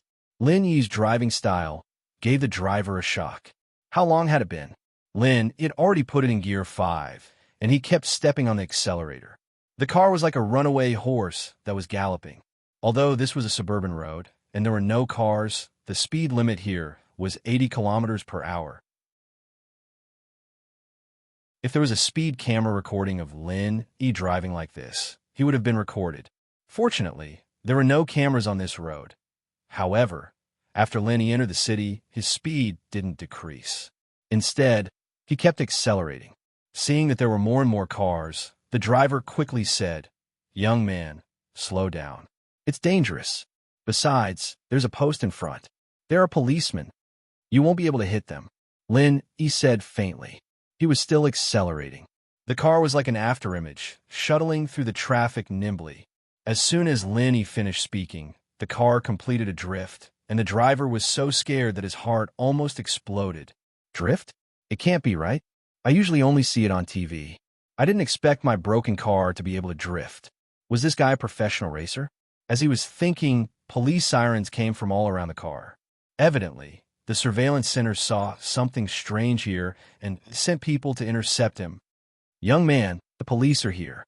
Stop the car." The driver was so scared that he quickly said. He was done for. Wouldn't the car be impounded? This 700 RMB wasn't even enough to pay the fine. Lin Yi frowned slightly. He didn't expect the police to react so quickly. They locked onto his location in such a short amount of time. Lin Yi had no choice but to call Lingshan. Fortunately, Lingshan wasn't in the headquarters of the kidney trafficking organization, and her phone had signal. Lin Yi dialed her number. "Hello, Lingshan?" Lin Yi didn't wait for her to speak and said directly, "My car is being targeted by the police. I need to go to the hospital to save someone. Inform them to pull back." Lingshan received the call from Lin Yi. She thought that Lin Yi was calling to ask if he had destroyed the kidney trafficking organization's HQ. She didn't expect it to be something else. But this time, Lingshan didn't feel angry at Lin Yi's order. She didn't ask much and only asked, "What's your car number? What's your car number?" Lin Yi asked the driver. "Song at 8224. The driver was shocked. This guy knew Lingshan? Actually, the driver shouldn't know the name Lingshan based on his profession. But when he listened to the news on the radio, he heard about the new captain of the criminal investigation team, Lingshan, solving the bank robbery case and capturing the bank robbers. That was why he had an impression.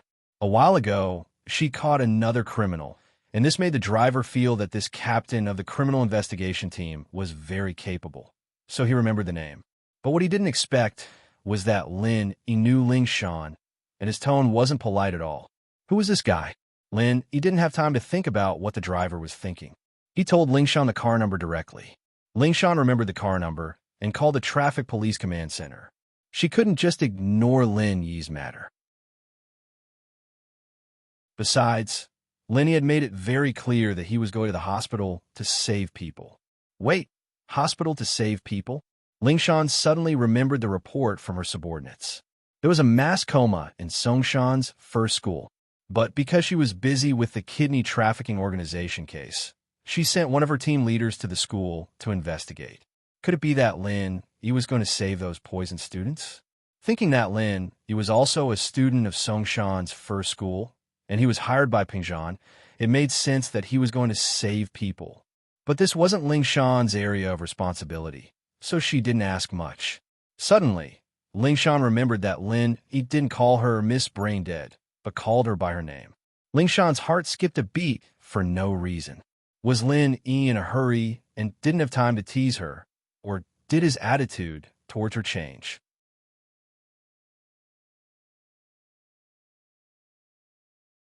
Chapter 664. Just how strong was he? Lin Yi drove past another street, and the sirens of the police cars disappeared. Evidently, they had been notified. The driver was very impressed with Lin Yi, and it wasn't until Lin Yi stopped the car in front of the hospital that the driver came back to his senses. This was a driving god. He looked at the time, 19 minutes. It was a miracle, unbelievable. He never thought that his old car, which cost tens of thousands of kwai for 5 years, had the potential to be a sports car, or even faster than a sports car. Lin Yi's phone rang again when he got out of the car. He thought it was Yushu asking if he'd arrived, but it was Xiumin. Lin Yi picked up the phone as he walked into the hospital. "Hello, Grandpa Guan, what's up?" Lin Yi was worried about the Mrs. well-being, and so he remained polite to Guan Xiumin, but he was still a little impatient. He wanted to finish the call as soon as possible. "Where are you? Can you come over if you don't have anything to do?" Guan Xiumin could hear the urgency in Lin Yi's voice. Something must have happened to Lin Yi, and it made his heart tighten. If Lin Yi couldn't come, then there was no hope at all. "I'm at Songshan's second hospital.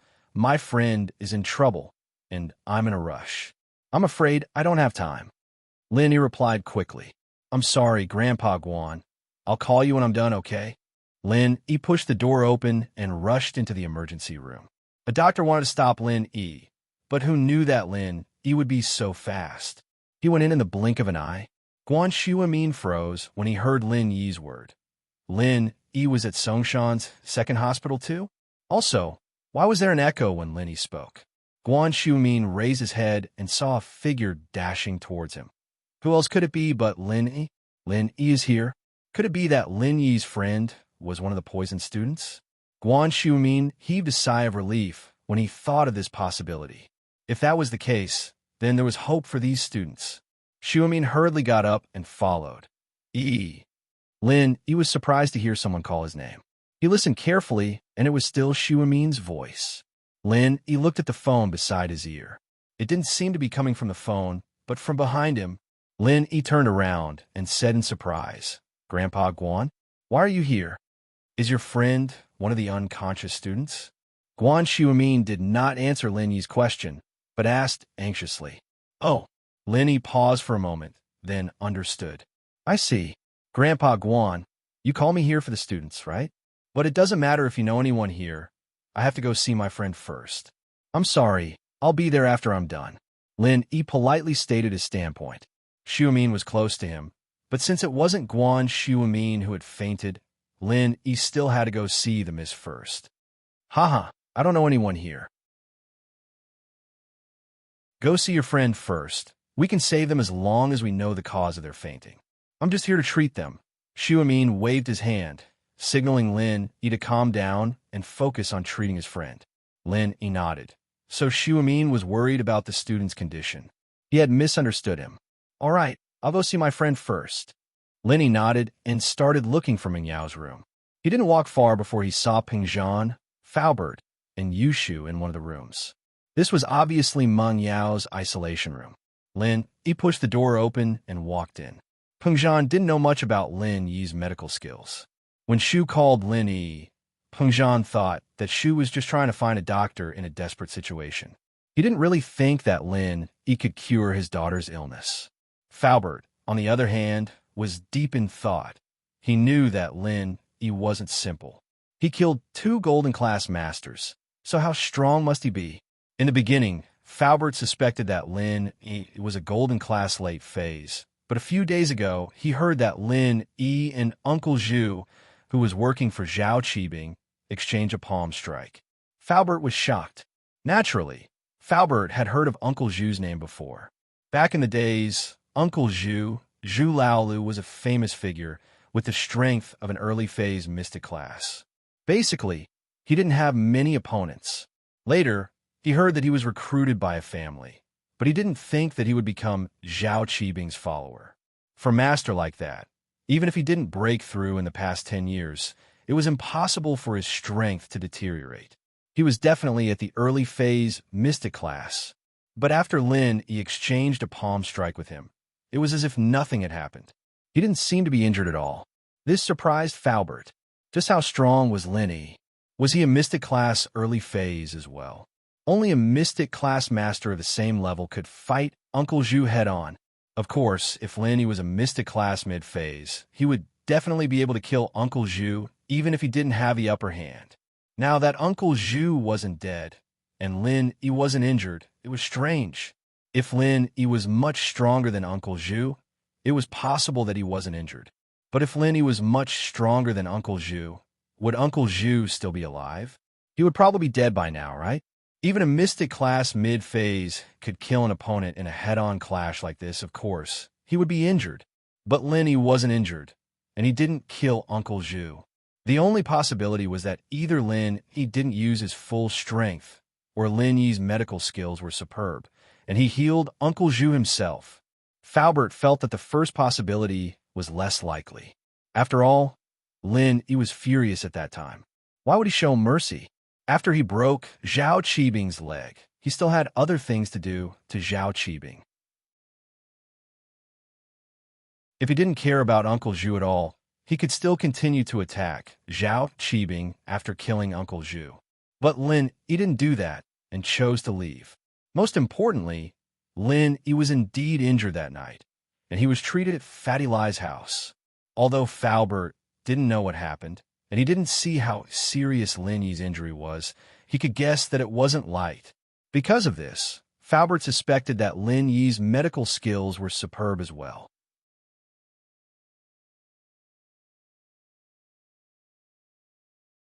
Chapter 665. Both are possible. Professor Guan, Lily, you're here. Although Peng Zhan noticed this detail, Lin Yi was still a junior to him, and they were familiar with each other, so he put Xu Amin before him. I came with Lily to see if he can. Xu Amin was a scholar, and he didn't care about his reputation. Lin Yi was better than him, and he wouldn't hide it.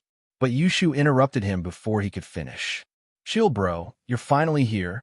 Quick, take a look at Yao Yao. You have to cure her. Yushu looked at Lin Yi as if he was her savior. She grabbed Lin Yi and pulled him to Meng Yao's bedside. Okay. Lin Yi nodded, his face serious as he held Meng Yao's hand and checked her pulse. She was very weak, like an old man on the verge of death. But from Jiao Yazi's perspective, Meng Yao's energy was disappearing at a rapid rate, and the moment it completely disappeared would be the moment her life came to an end. Lin Yi frowned. This situation was very strange, and there were many possibilities for this to happen. First, it could be a physical problem like a natural disease, but Meng Yao obviously didn't have that. Second, it could be a malignant disease like cancer, but Meng Yao didn't look like a cancer patient at all. Other than that, there were 2 less common possibilities. First, she was injured by a master, and her internal organs were damaged. That was why her life was disappearing so quickly. Second, it could be poisoning.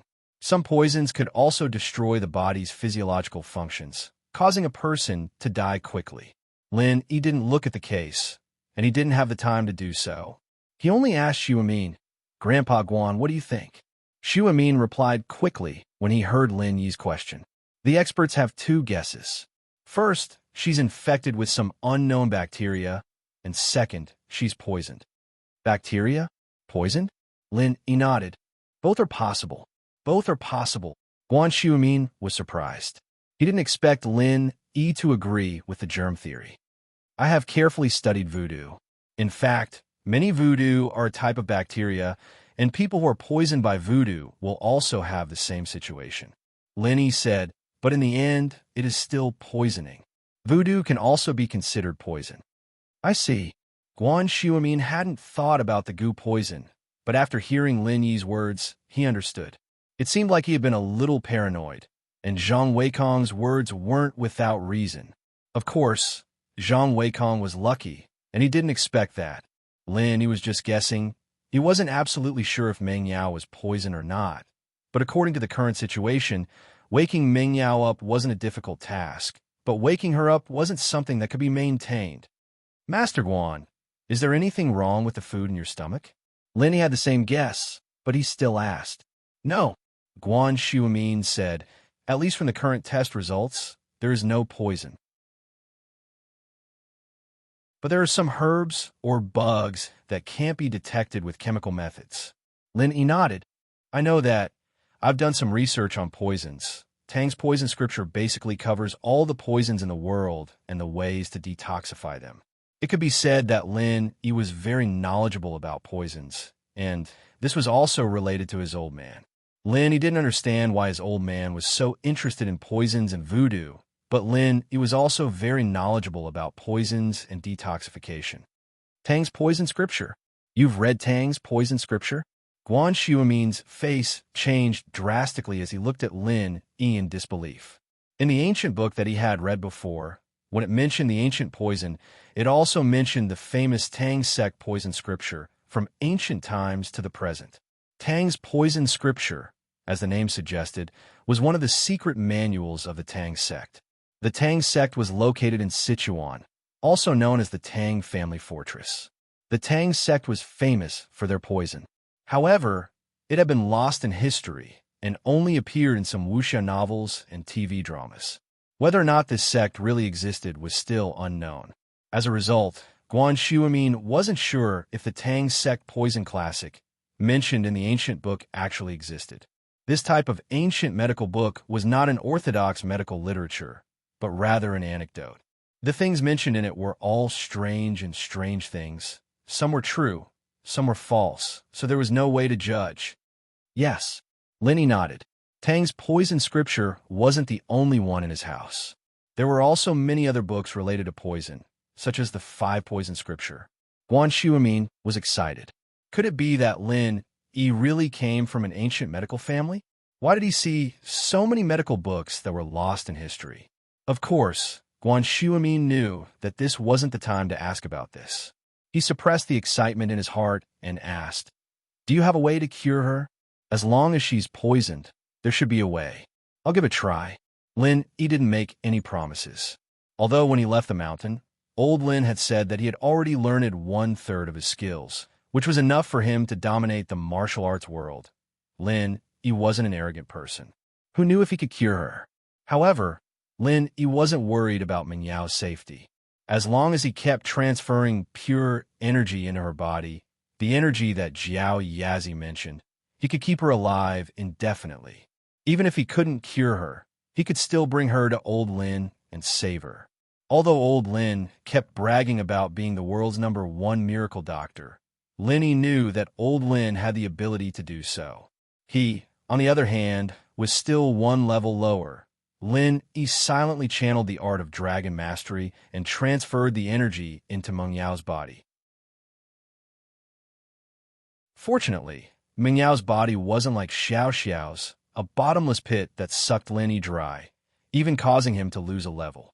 Meng Yao was a normal person, so the amount of energy she needed was very little. To Lin Yi, it was nothing more than a drop in the ocean. Lin Yi let out a breath of relief.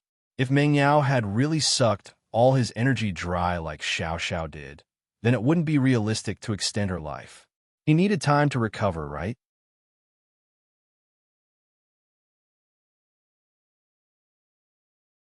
Chapter 666. Healed in an instant, Mingyao opened her eyes and looked at Yushu confusedly. She felt as if she had just woken up from a nap, and now she was full of energy and an indescribable sense of comfort. Shoo, did I fall asleep? Huh? Where is this? Isn't this the classroom? Oh, Yao sis, you're finally awake. That's great. I was worried to death. Yushu didn't answer Mingyao's question. She held Mingyao's hand and cheered happily. Oh, Shield Bro is so amazing. I've decided I'll continue to be with you. With that, Yushu suddenly hugged Lin Yi and kissed him on the cheek.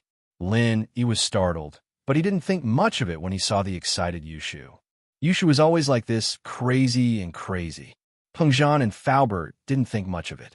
All of their attention was on Ming Yao. Yao, you're finally awake. That's great. How do you feel? Peng Zhan didn't expect Lin Yi to really wake Ming Yao up. This was completely out of his expectations.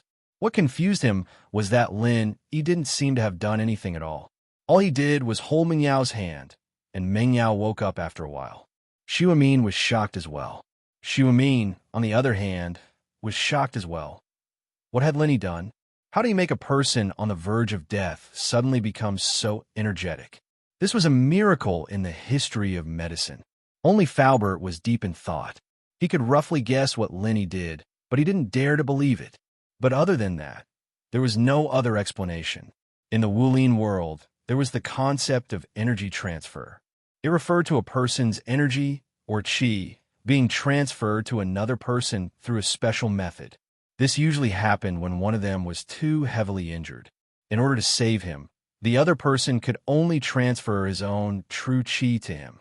Of course, there was a limit to the power imparting. The person imparting the power and the person being imparted had to be practicing the same type of cultivation technique.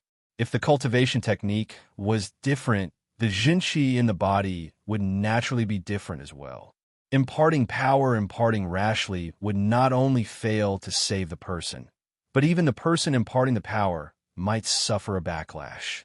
How did Lin Yi do it? Besides, it was one thing if Meng Yao was a practitioner of martial arts. Although the practitioner's qi was different, there were still some similarities. The problem was that Meng Yao was a normal person. How did Lin Yi pass his qi to her? Faubert was really shocked. Of course, he also understood that this kind of thing might involve the secret of the sect.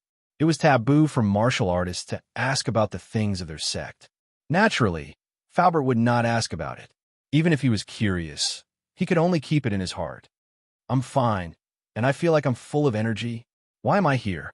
Meng Yao felt strange. Why did she feel like she was lying in the hospital? Dad and Faubert came to see her. Wasn't she in school? Yao sis, we were talking at noon, and then you fainted. I was scared to death, so I sent you to the school sick bay. A lot of students fainted.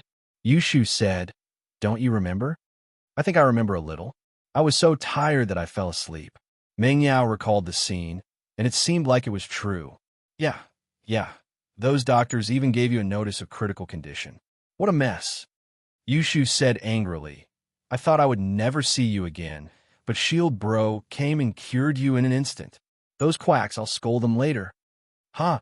Meng Yao saw that Yushu was so worried about her, and her heart warmed. She was just curious about the doctor giving her a notice of critical condition.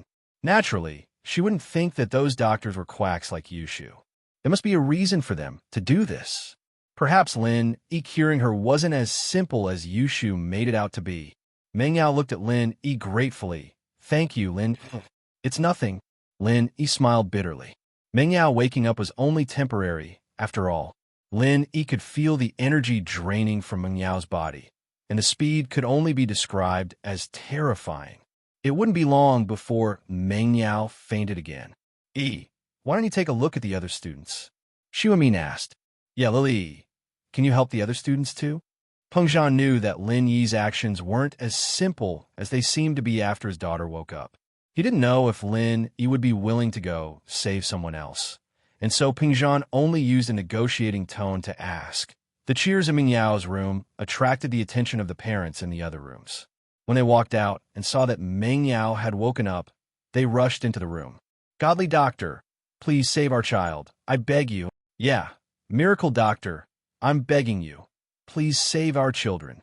They didn't see who it was that saved Meng Yao, but they were sure that it was one of the people in the room, so they called him a miracle doctor. The hospital had already issued a notice of critical condition anyways. So who could save a person in such a situation? If not a miracle doctor, then what was? Lin, he looked at the parents, then at Pingzhan, and immediately understood why Pengzhan wanted him to save the students. If something really happened to these students, Pengzhan's school and company would be implicated. What Pingzhan and Lin didn't know was that the dire wolf had gone back to the newspaper office and made a report, requesting for an extra edition of the newspaper to include the school's poisoning incident. He also wanted to update the newspaper's online version with this explosive news. This third-rate newspaper was privately owned, and it wasn't very famous. The editor was just worrying about how to increase the popularity of the newspaper, and suddenly seeing such explosive news, of course, he wouldn't let go of this opportunity to hype up. So he decided to let Dire Wolf follow up on this matter, reporting the progress of the investigation on the internet and the newspaper at the same time. Dire Wolf was overjoyed, and the title was Unknown Virus Flooding Songshan's First School, Horror Campus, or Biohazard Crisis. The report immediately went viral on the internet. One had to admit that Dire Wolf was very cunning, and his title was very eye-catching. The content was even more amazing, turning a news report into a horror novel, analyzing the possibility of 28 students suddenly fainting in the school. The appearance of unknown bacteria caused a new wave of infectious diseases.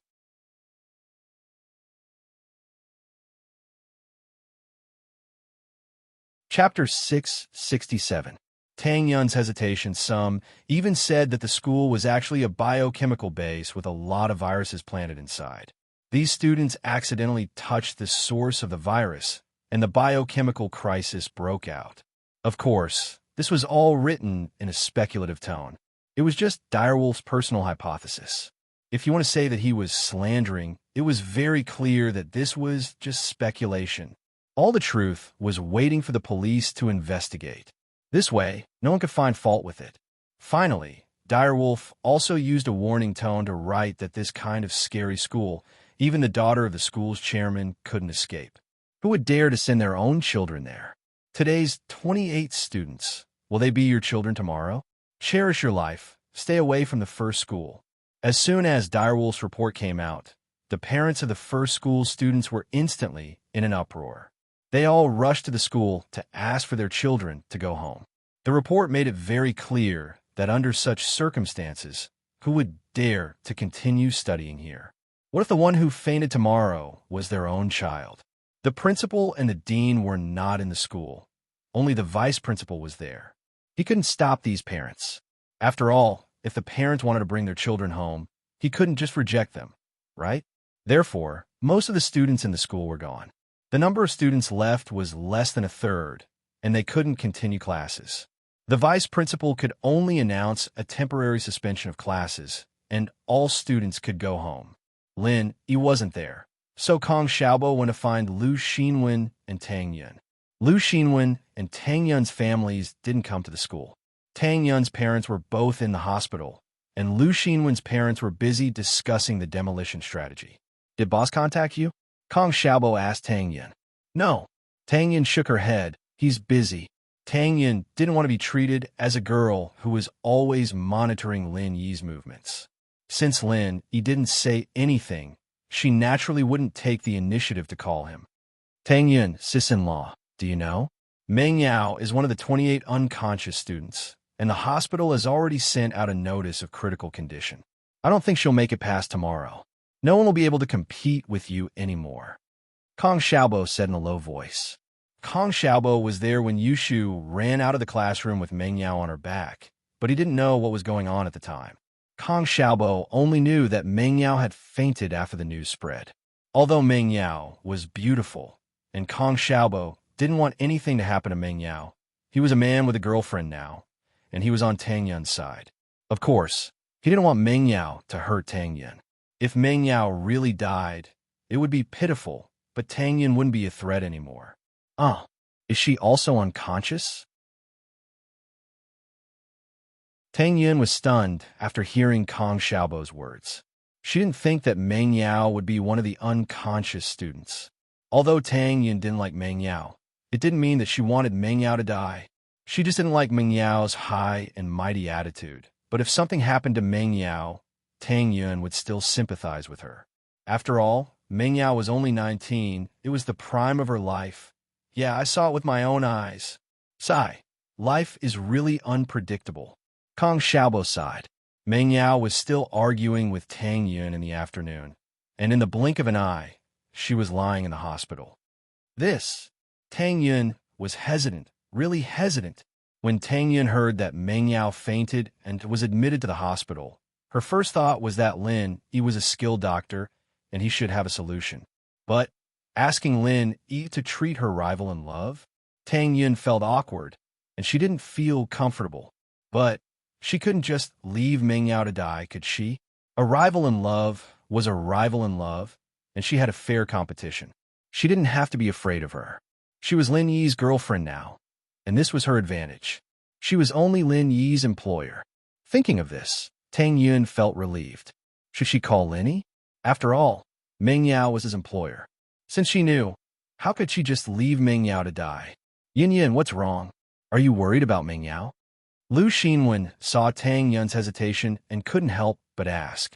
Xinwen, I need to tell this to Lin Yi. He has medical skills, and he should be able to cure Meng Yao.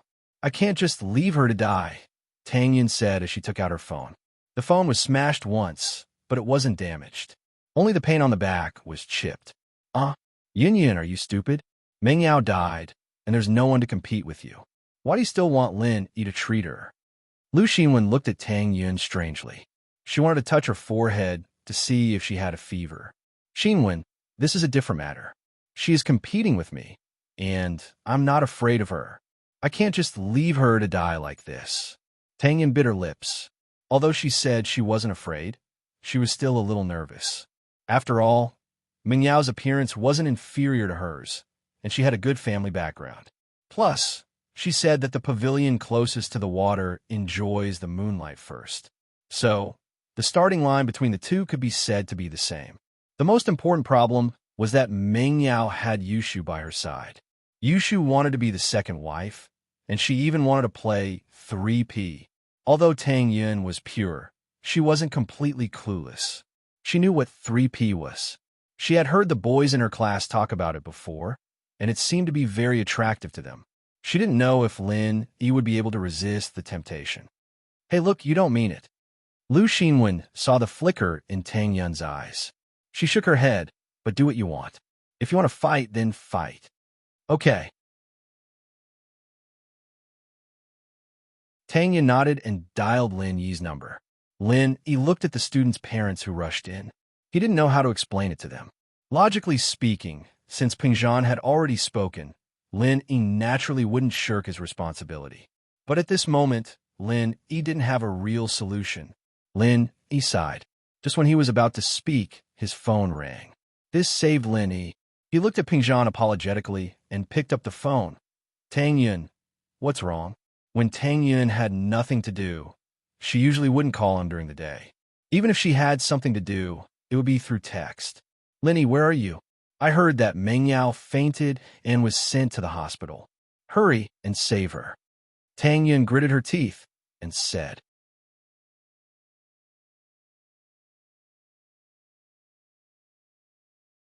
Chapter 668. Can't save her. All right, I'm hanging up. Tang Yun didn't want to say anything else. All right, I got it. Lin Yi smiled. Lin Yi was standing right beside Meng Yao, so she heard everything Lin Yi said. Even she herself was in disbelief. She never thought that Tang Yun would call Lin Yi and ask Lin Yi to save her. Miss felt bad. She was a cold person on the outside, but warm on the inside. Even if she was a little arrogant, it was formed after living in a family like this. It wasn't a big problem. She was a kind person. Miss felt guilty when she heard that Tang Yun was worried about her. If she were Tang Yun, would she ask Lin Yi to save her? Would she? She didn't know. In actuality, Ming Yao would have asked Lin Yi to save Jiang Wen as well, just like the first time she met Jiang Wen at the theme park. Ming Yao didn't like Jiang Wen's pursuit of her, but she couldn't just stand by and watch him die when he was acting up. From this point, it could be seen that Tang Yun and Miss had something in common. They were both kind-hearted people. Thank her for me. Miss wanted to thank Tang Yun before Lin Yi hung up, but she couldn't bring herself to say it. She waited until Lin Yi hung up. Huh. Okay. Lin Yi nodded. Lin Yi would be happy to see Miss target Tang Yun less in the future. When Lin Yi was on the phone, the parents didn't dare to disturb him. They had heard from Pingzhan and Guan Xuemin that the person who saved Ming Yao was this ridiculously young man in front of them. So when Lin Yi hung up, he was surrounded by the parents. Miracle Doctor, can you please take a look at my child? Don't hesitate to ask for the medical fees. As long as the chairman can afford it, we'll pay for it even if we have to sell everything we have. The parent thought that Lin Yi was a miracle doctor invited by Pingzhan. Yeah, please save our children. We won't let you do it for free. Another parent said, my family runs a company. Although it's not as big as Chairman Chu, we still have millions of assets. As long as you save my child, you can ask for as much as you want. A well-dressed parent also said, it's not that I don't want to save him, but I can't. Lin Yi had a headache and could only tell the truth. The parents froze, including Xuemin and Pengzhan. They didn't know what Lin Yi meant by that. Couldn't be saved? Lin Yi doesn't want to make a move? Faubert, on the other hand, was guessing that Lin Yi might really have used his own qi to awaken Ming Yao. However, this method had a huge impact on one's strength. If it wasn't someone important, no one would sacrifice their own strength to save someone else. Faubert was a physical practitioner. He didn't have qi in his body, but even if he did, he wouldn't use his own strength to save someone unless Pengzhan or Ming Yao were injured.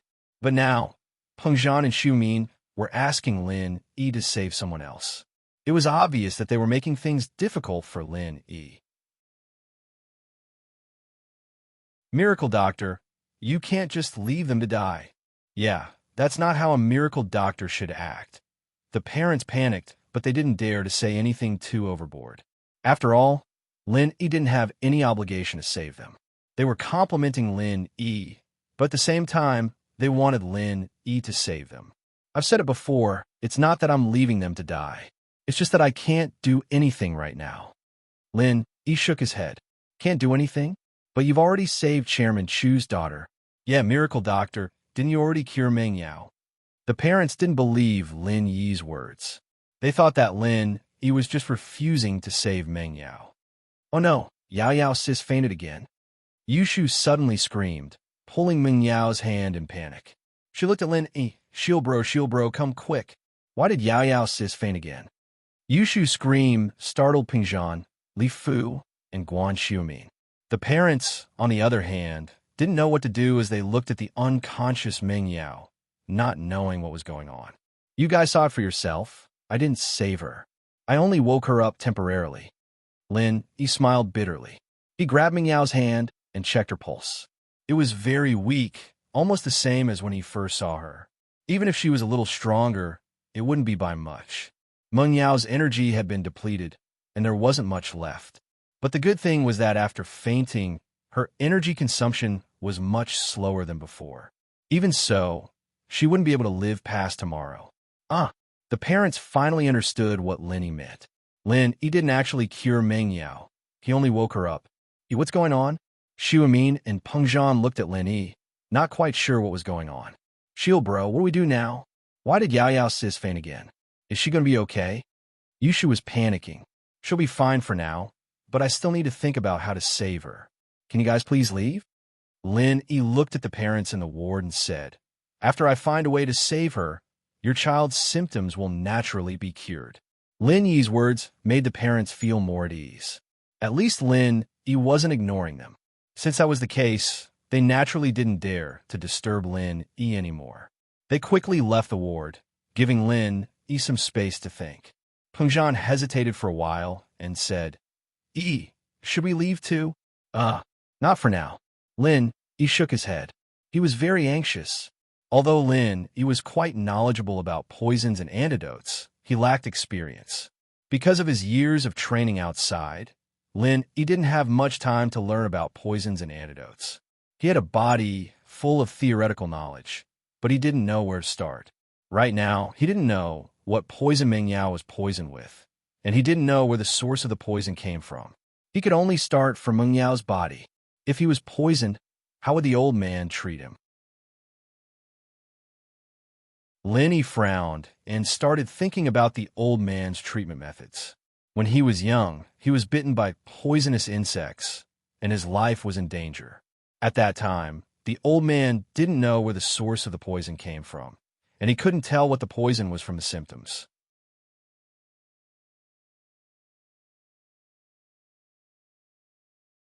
Chapter 669. Finally found a way, however. He was a little discouraged. Acupuncture was a universal method, but the effect was different depending on the target. He was a practitioner, and his body and willpower were much stronger than a normal person. Hence, he could use acupuncture to expel the poison. The so-called acupuncture to expel poison was to use acupuncture to drive the genuine qi in the whole body, using the genuine qi to force the poison in the body to one place, and finally to expel it from the body through urine. This process was extremely painful, and it was very demanding on the physical fitness of the person being acupuncture. If the person could not withstand the genuine qi, they might die during the process of expelling the poison. Normal people couldn't use this method because the qi in a normal person's body was very small. The difference between a practitioner and a normal person was like heaven and earth. That small amount of qi was not enough to drive the poison in the body. Of course, if it was just a normal poison or a slow poison, it wouldn't be life-threatening. Even if the poison was expelled, it wouldn't require a lot of qi. Acupuncture or massage would be enough to achieve the goal. However, Meng Yao was a normal person, and the poison was fatal. He didn't dare to use this method at all. Maybe he could keep injecting energy into Meng Yao's body to prolong her life and bring her to see Old Fart. Old Fart would definitely have a way. He suddenly had an idea. Injecting energy into Meng Yao. His energy could be used by Meng Yao. In other words, he could transfer energy into Meng Yao's body while expelling the poison with acupuncture. The qi in Meng Yao's body originated from his body. As long as he continued to transfer energy into her body, she wouldn't run out of qi. He was overjoyed. He didn't think that he would have to rely on his own energy in the end. He had to thank Jiao Yazi and Jiao Lao for this. If it wasn't for him, he wouldn't have known that his qi was so useful. However, after the happiness, he was in a difficult situation. After all, to expel the poison with acupuncture, he had to take off all his clothes. However, Miss wasn't his girlfriend. If it was Tang Yin, it would be fine, but would Miss agree? Besides, it was impossible for him to take off Meng Yao's clothes when she was unconscious. After all, Meng Yao had to cooperate when he was forcing the poison out. Grandpa Guan, could you please tell the hospital to prepare a fully enclosed ward for me? I'm going to perform acupuncture. I need absolute silence. I can't be disturbed. He said to Guan Shuamin after a moment of silence. Firstly, they were afraid of being disturbed, and secondly, they couldn't let anyone see Meng Yao taking off her clothes, so they needed a fully enclosed room. No problem. Guan Shuamin nodded. If Songshan First Hospital was a public-private partnership, then Guan Shuamin's words wouldn't have much influence. However, Songshan Second Hospital was completely privately owned. This meant that his son, Guan Xiaoxiang, was the biggest boss of this hospital. Even the dean had to listen to him. Putting aside his prestige in the medical world, even if he was just a normal person, his words would still carry weight in this hospital. Guan Shuamin immediately called the hospital director. Soon, a ward was cleared out in the emergency room. It was a fully enclosed operating theater. Soon, the medical staff pushed Meng Yao into the surgery room. Peng Zhan, Faubert, and Guan Shuamin didn't follow them in. Although Guan Shuamin wanted to know Lin Yi's acupuncture method, he could only give up the idea after hearing Lin Yi say that he couldn't be disturbed. I want to stay with Yao Yao sis. Yushu didn't want to leave, and ran into the surgery room. Shoo! Don't disturb Lin Yi's acupuncture. Come out now. Peng Zhan knew the relationship between Yushu and his daughter, but he had to show his authority as an elder. He didn't want her to disturb Lin Yi. I won't. Shield bro, are you kicking me out? Yushu looked at Lin Yi pitifully, but her tone was firm. I will stay with Yao Yao sis. Huh, you don't have to leave. You can stay and help. Lin Yi didn't have the intention to kick Yushu out. After all, he was going to talk to Meng Yao about acupuncture later. If Meng Yao took it too hard, Yushu would be there to persuade her. Okay, Shield bro is the best. Yushu was happy. She could do something for Yao Yao sis now. Peng Zhan let out a breath of relief after hearing Lin Yi's words. He didn't have to worry about Yushu being Lin Yi's assistant. After all, Yushu would never harm Meng Yao. She would do her best. Lin Yi walked into the surgery room and locked the door from the inside. The room was soundproof, and no one outside could hear what was going on inside. Shield bro, are we going to save Yao Yao sis now? What do you need me to do? Yushu asked urgently. When I do acupuncture later, I need Yao Yao to take off her clothes.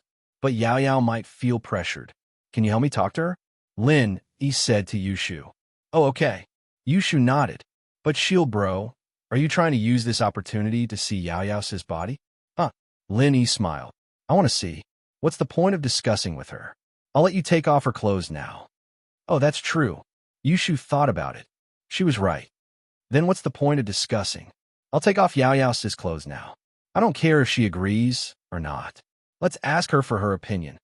Lin Yi waved his hand to stop Yushu from continuing. He held Meng Yao's wrist and channeled the art of dragon mastery. The energy in Lin Yi's body surged into Meng Yao's body quickly. Not long after, Meng Yao's eyelashes moved. She woke up again. This time, she realized that something was wrong. I fainted again? Meng Yao opened her eyes. She was in an unfamiliar room. It wasn't the isolation room. Luckily, the people in front of her were familiar people, Lin, Yi, and Shu. The energy in your body is being destroyed by the poison too fast. I can only transfer my energy to you to wake you up. But this is only temporary. If I stop, you'll faint again, Lin Yi said. Meng Yao was shocked. So that was it. She thought she had recovered. What happened to me? You're poisoned, Lin Yi said.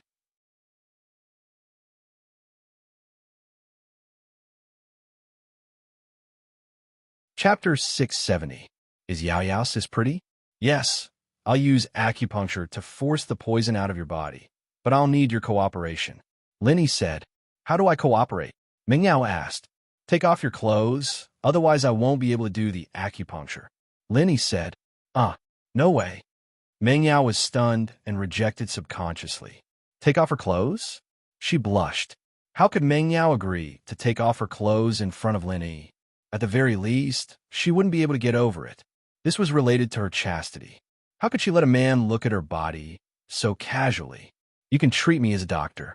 Lin Yi guessed that with Mrs. Personality, she wouldn't just take off her clothes in front of him.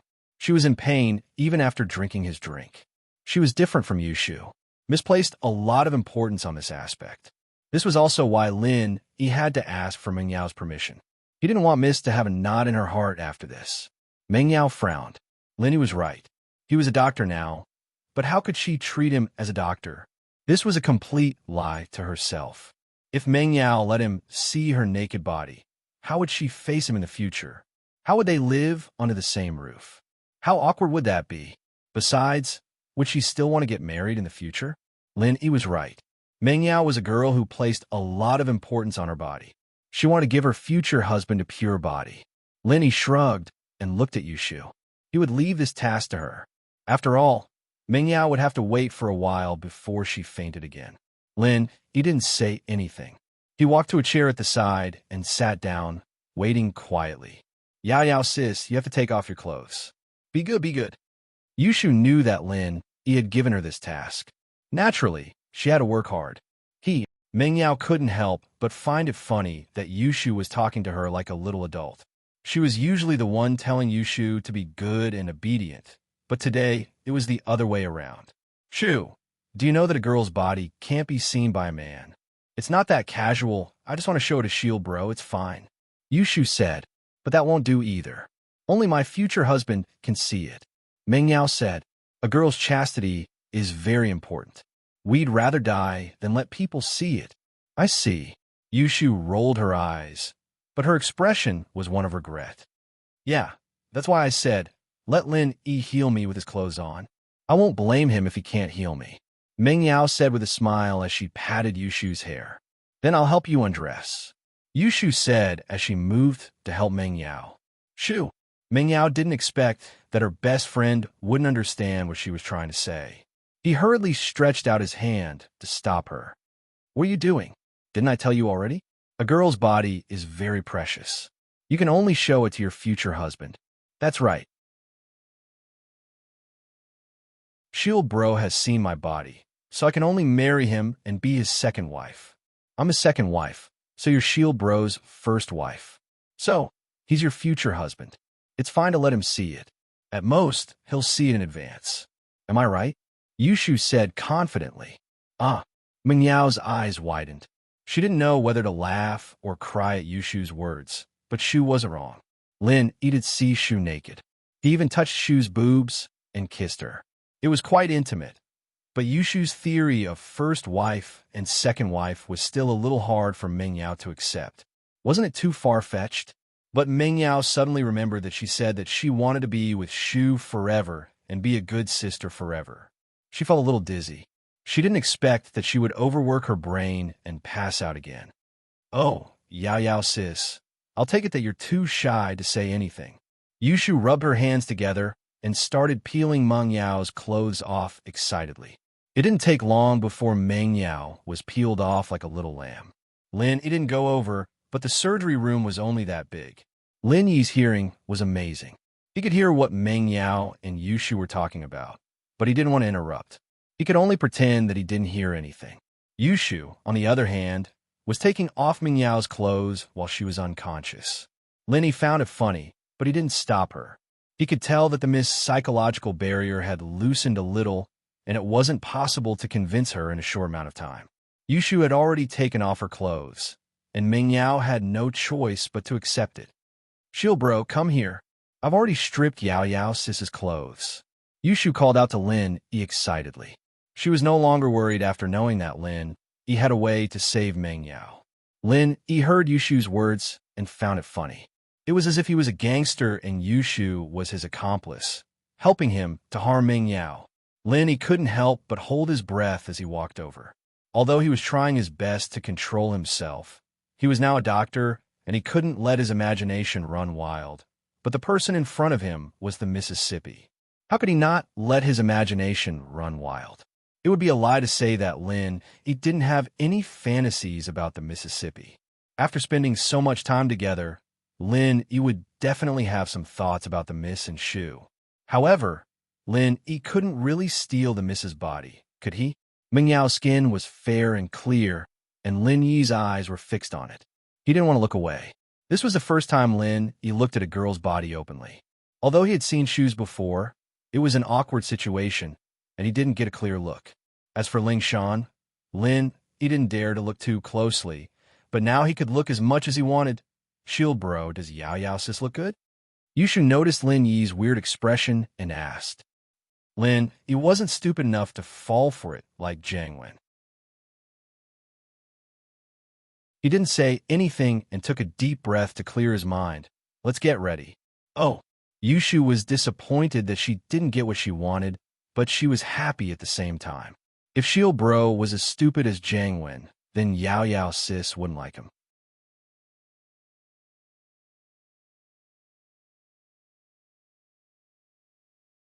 Chapter 671. What are you guys doing?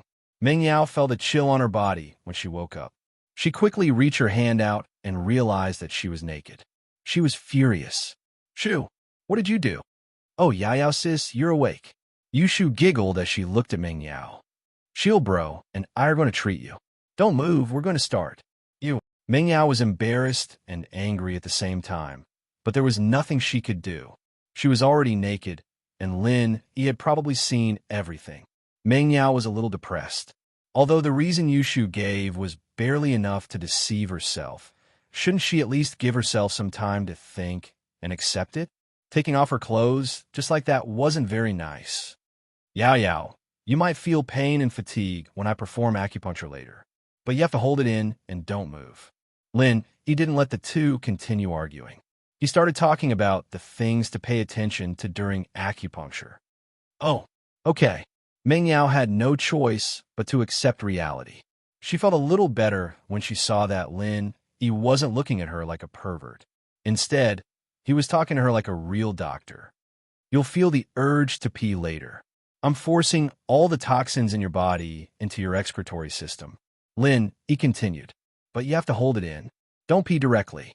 Only tell me when you can't take it anymore. Ah. Oh. Meng Yao's face reddened instantly. How could she not be shy when talking about sex with Linny? But she knew that Lin, he was treating her, so she only nodded to show that she understood. Shoo, when Yao Yao can't hold it anymore, use the disposable cup over there to collect the urine. Lin, he pointed at the surgical equipment. Oh, can I just pee on the floor? It's nothing, right? Yushu looked at the disposable cup. She felt that this was a difficult task. Could she complete it? I need to make an antidote based on the poison in Yao Yao's urine.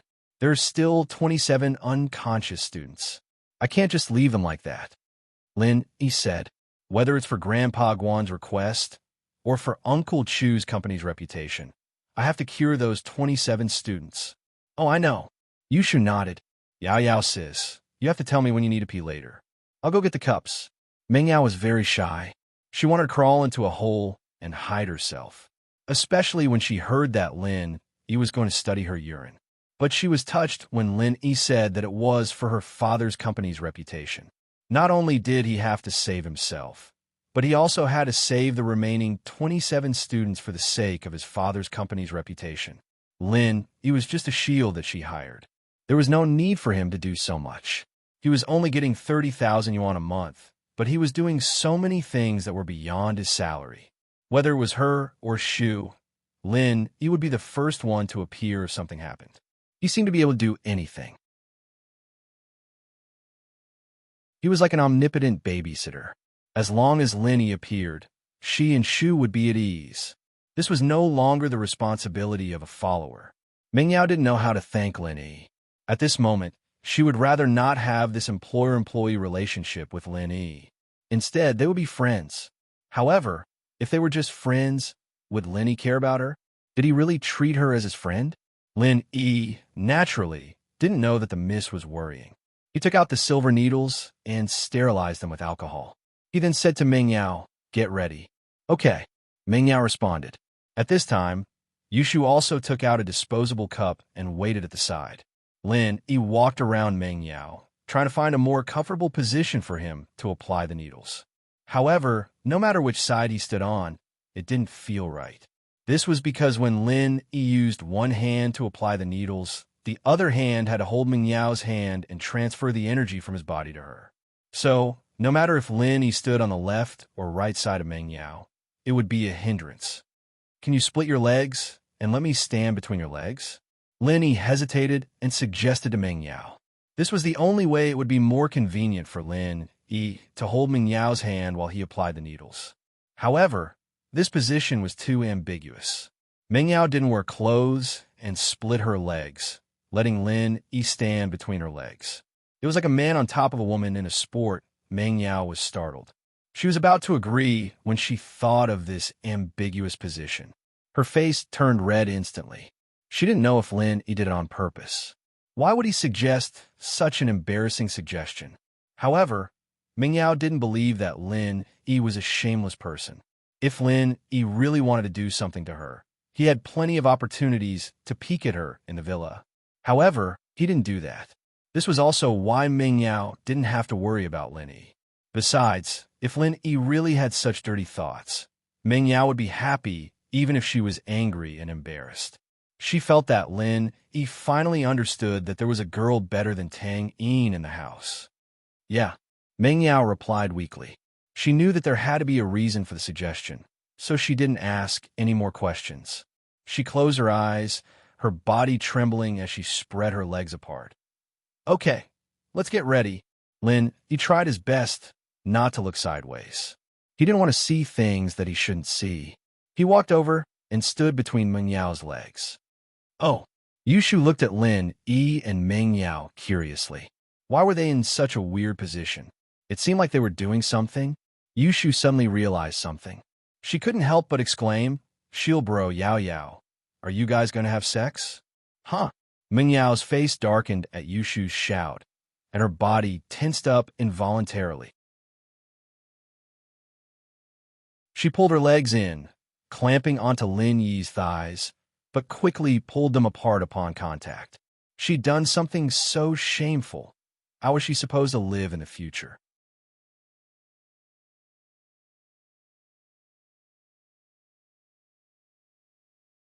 Chapter 672.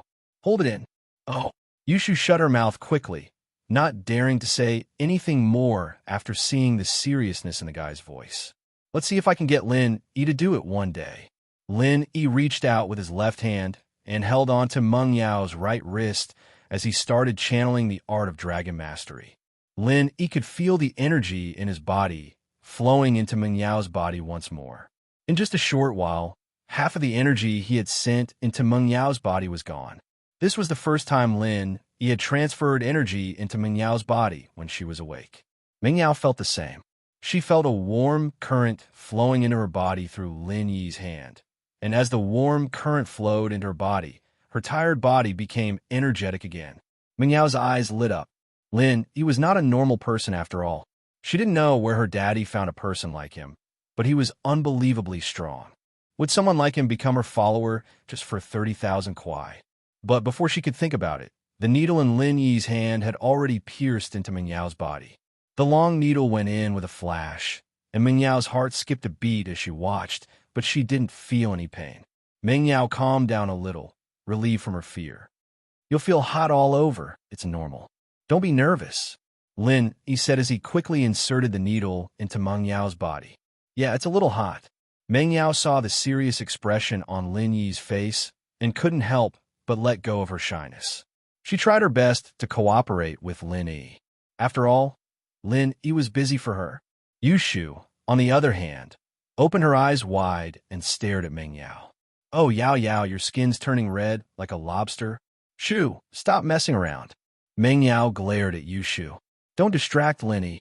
Meng Yao was infuriated. Lin Yi's eyes subconsciously moved to her body after Yushu said that, making Meng Yao very embarrassed. "Oh, sorry." Yushu blinked, embarrassed. "Shield bro, you don't have to look at Yao Yao's body anymore, okay? You'll have plenty of chances to look at it later. Right now, the first task is to cure Yao Yao's sis, or else when Yao Yao's sis dies, you won't be able to see it." Yushu. Meng Yao really wanted to kick Yushu into space if she wasn't lying on the bed. Let her go provoke the aliens. Oh, I don't know anything, and I didn't say anything." Yushu quickly shut up. Lin Yi couldn't help but laugh. This pair of sisters was really interesting, but he had to admit that Yushu and Yao Yao's relationship was really good. When Yao Yao was unconscious, Yushu was the most nervous one, but now that Meng Yao could be saved, she started to laugh and joke around. "Yao Yao, I want to feel the temperature under your armpit." This was Lin Yi's first time forcing poison out of someone, and it was a normal person at that. One could imagine how difficult it was. So every step, Lin Yi was extremely careful, not daring to make a single mistake. Otherwise, the consequences would be unimaginable. "Ah, okay." Meng Yao pursed her lips. Although she was shy, she still nodded. Lin Yi stretched out his right hand and touched Meng Yao's armpit, but the moment his hand touched Meng Yao's body, Meng Yao shivered subconsciously and moved her arm, squeezing Lin Yi's hand to the side of her chest. Lin Yi felt a burst of softness. It was very comfortable. Meng Yao's chest wasn't very big. It could even be said to be a little small, but a girl who was still in puberty couldn't use this as a standard. Maybe it would grow bigger in the future, but he had to admit that it felt good. Although Lin Yi was a little reluctant to move his hand away, he still resisted the urge to touch further. Once again, he reached his hand to Meng Yao's armpit, feeling the temperature of Meng Yao's body. And it should be about time, we can proceed to the next step. Yushu's mouth moved. She wanted to say something, but after seeing Yao Yao's murderous gaze, she shut her mouth. Okay, we can proceed to the next step. Lin Yi put away the silver needles on Meng Yao's body and then quickly inserted the silver needles on a few acupoints. You will feel a very strong pain later. This is the pure qi in your body forcing the poison together, forcing it into your excretion system. You have to endure it. If it is too painful, you can shout out, Meng Yao nodded and said firmly, I can't endure it. After a while, Meng Yao's face contorted into a painful grin. She felt as if there were ants crawling into her body. These ants seemed to be moving something from her body towards her abdomen. This feeling was painful and itchy. It was very uncomfortable. She wanted to use her hands to scratch, but one of her hands was grabbed by Lin Yi, and the other didn't dare to move. She could only grit her teeth and endure it silently. Shu, go grab Yao Yao's hand. Lin Yi could see Meng Yao's pain. How painful this pain was, Lin Yi couldn't remember, because the last time Lin Yi was poisoned was more than 10 years ago. But to Lin Yi, this pain to Lin Yi was nothing compared to the old man's torture. Oh, okay. Yushu quickly grabbed Meng Yao's left hand, said, Yao Yao, if you feel uncomfortable, you can squeeze my hand. I'm not afraid of pain. Huh? Meng Yao looked at Shu and forced a smile. I'm fine. It's not painful. I can endure it. However, anyone who saw Meng Yao's expression could tell that she was reluctant, because her expression betrayed her. She's fine, Lin Yi said faintly. I could endure this pain even when I was 9, not to mention she's already 19. Meng Yao was a little annoyed. I'm a girl, okay? But thinking that although Lin Yi was a boy, he could endure it even when he was 9, he was still a kid that time. He was even worse than a kid. So, Meng Yao clenched her teeth. No, I have to endure it. How can I lose to a kid? Actually, Lin Yi said it on purpose to motivate Meng Yao. Otherwise, Meng Yao wouldn't be able to endure it. I need to pee. Meng Yao finally had the urge to pee and said quickly.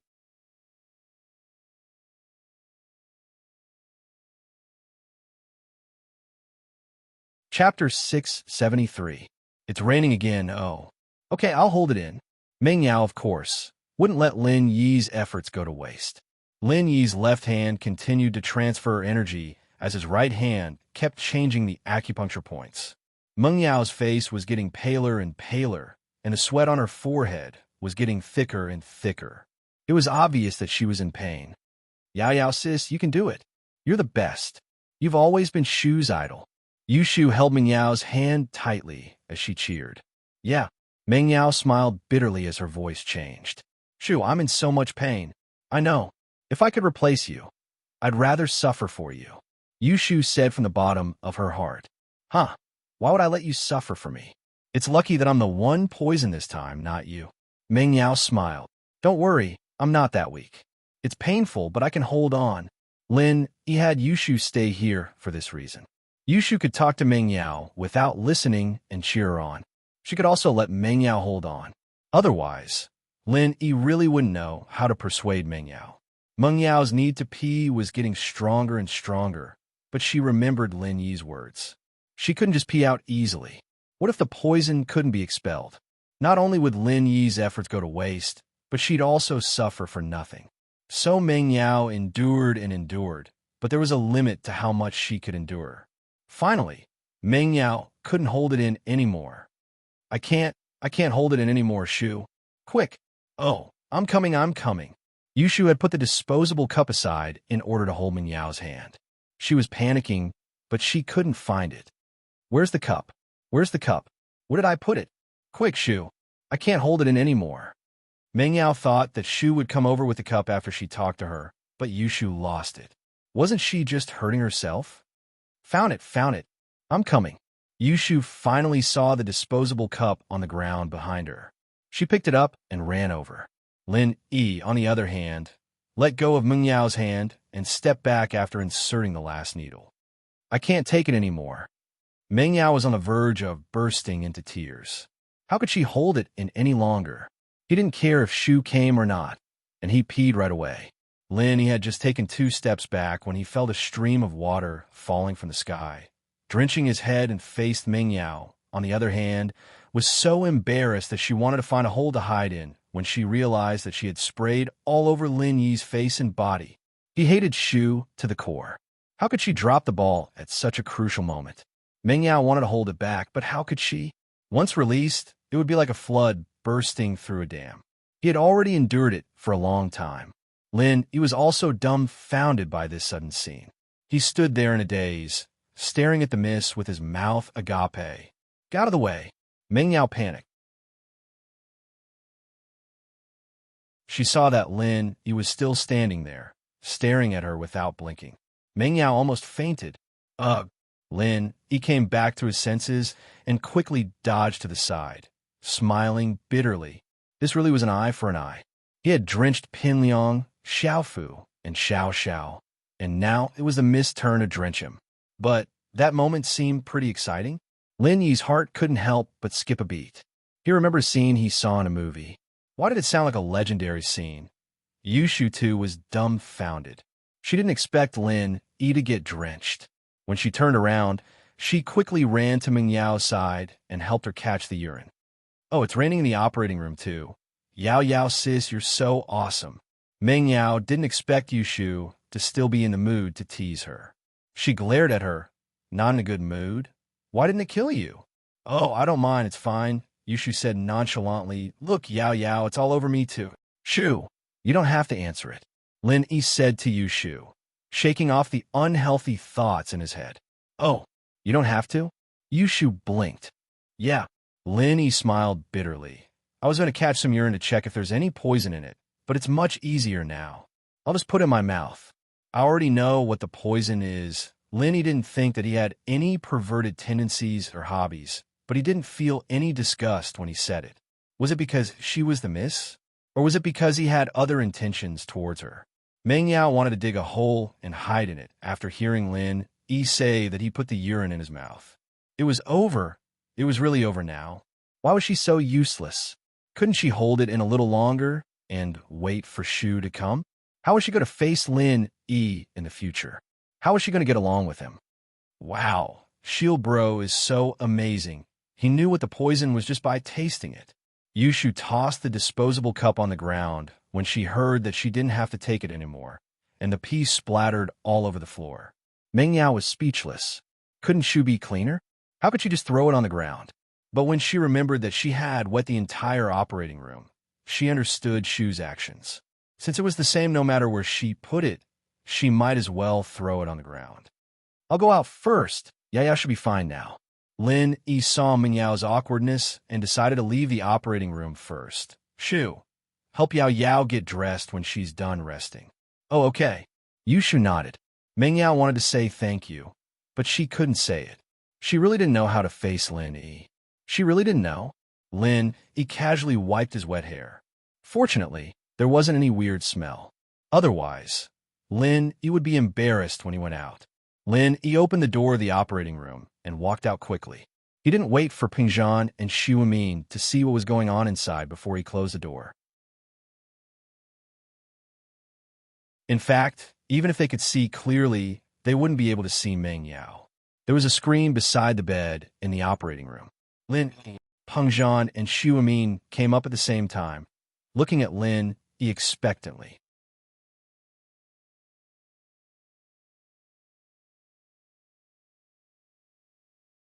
Chapter 674.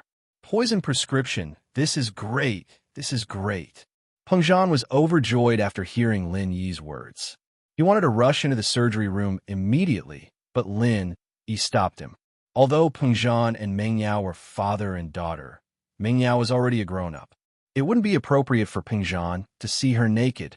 The most important thing is Chu Pengzhan will definitely know that he also saw Yao Yao, who was not wearing any clothes. Uncle Chu, please don't go in yet. Meng Yao is still a little weak. Why don't you wait for her outside the surgery room? Lin Yi said. I'm sorry, I was too rash. Pengzhan quickly nodded and stopped in his tracks. Miracle Doctor, have you cured Meng Yao? Can you take a look at my child now? Yes, Godly Doctor, I beg you, can you save him now? The parents were overjoyed when they heard Lin Yi say that Meng Yao was fine. They didn't dare to interrupt because they didn't want to piss Lin Yi off when he was talking to Peng Zhan. Now that Lin Yi was done talking, they started asking questions. Lin Yi looked at the parents. He could understand their feelings, but Lin Yi really didn't have the time to cure them one by one. First of all, he was tired, and there were female students among them. Lin Yi wasn't familiar with them, and he couldn't just ask them to take off their clothes one by one. Could he? Besides, it'd be disgusting if he got pee all over them. Lin Yi didn't have any bad feelings towards the miss, but Lin Yi didn't like it when it came to the others. I'll save them, but I've used up the antidote. I need to discuss it with Grandpa Guan and come up with some more. Lin Yi said to the parents before turning to Xiumin. Grandpa Guan, let's talk somewhere with fewer people. Lin Yi's words were half-truths, and the parents couldn't help but believe him. They were very happy that Lin Yi was willing to save their children, but they were still worried when they heard that the antidote was gone. But since Lin Yi promised to make some more, he wouldn't lie to them. All right, Xiumin was overjoyed. Lin Yi probably knew how to cure the poison, but he couldn't say it in front of the parents. Lin Yi and Xiumin came to the isolation room where Meng Yao was. Lin Yi closed the door and said to Xiumin, "It's indeed an ancient poison called deadly 7 herbs poison. The antidote was lost in the Ming dynasty, but the Tang sect collected it again at the end of the Qing dynasty and made a new antidote. Although the effect isn't immediate, it can be cured within 3 days if you increase the dosage. After a month of rest, you'll be no different from a normal person." Lin Yi didn't waste any time and told them what he knew. Oh, deadly 7 herbs poison. Xiumin's eyes widened in shock. There's still someone who knows the recipe of this poison? From Xiumin's point of view, this deadly 7 herbs poison was a legendary existence. Not only was the antidote lost, but even the recipe itself was long gone. And not only did Lin Yi know the recipe, but he also knew the antidote. Normal people don't know about it, but some ancient medical families should know about it, Lin Yi said faintly. As for the antidote, I'm afraid they don't know about it either. Xiumin couldn't help but be moved. We're going to make the antidote now. Yes, I'll write down the recipe and the antidote for you later. Lin Yi said, give the poison recipe to the police directly, but don't tell anyone about the antidote. Go get the medicine yourself and go to Fatty Lie's medicine factory to purify it. Try to make the antidote by tomorrow morning. Those students can at least last until tomorrow night, but I can't say for sure if they can last any longer than that. Xiumin didn't expect Lin Yi to write down the poison recipe and the antidote for him directly. This made him feel flattered. How much trust did this require? The recipe for this ancient poison, deadly 7 herbs poison, was already hard to come by, but Lin Yi actually had the antidote for it. This was a priceless treasure for a medical student. Okay, I'll do it properly. Xiumin nodded solemnly. This is a good chance to hype up the company, talk to Fatty Lie, and see if he has any good ideas. Lin Yi thought of using the antidote to hype up the company, but how exactly to do it wasn't Lin Yi's expertise. He needed Fatty Lie to do it. Haha, this Fatty Lie is good at it. I'll talk to him. Miracle Dr. Guan nodded. Lin Yi didn't say anything else. He wrote down the recipe and gave it to Xiumin before leaving the isolation room. Meng Yao and Yushu had already left the surgery room and were talking to Peng Zhan. Meng Yao seemed to be in good spirits. When the miss saw Lin Yi, she coldly shifted her gaze to the side and didn't bother with him. Meng Yao felt guilty. She actually wanted to say thank you to Lin Yi, but she couldn't bring herself to say it. It was fine that Lin Yi saw and touched her, but she even peed on Lin Yi's face and body. How could Meng Yao face Lin Yi like nothing had happened? She was afraid that she would not be able to get over this hurdle in her heart. Lin Yi could guess what the miss was thinking, but he didn't talk to her, in case she felt awkward. Yushu, on the other hand, was excitedly telling Peng Zhan how amazing Shield Bro was and how strong Yao Yao Sis was. But Yushu wasn't an idiot in front of everyone. She didn't say a word about Meng Yao taking off her clothes and peeing on Lin Yi's face. I really have to thank you this time. Peng Zhan saw Lin Yi and walked over excitedly, patting his shoulder. If it wasn't for you. Yao Yao, Huh, Uncle Chu, it's what I should do. Lenny smiled, not arrogant. Besides, I didn't treat Yao Yao as an outsider. Good. Peng Zhan nodded. If that's the case, you're part of our Chu family from now onwards. Half of my family business will be yours. All the parents were shocked when they heard Peng Zhan's words. They didn't expect Peng Zhan to say this, but they thought that maybe it was because Lin Yi saved Ming Yao's life, so Peng Zhan was happy that he made this promise to Lin Yi.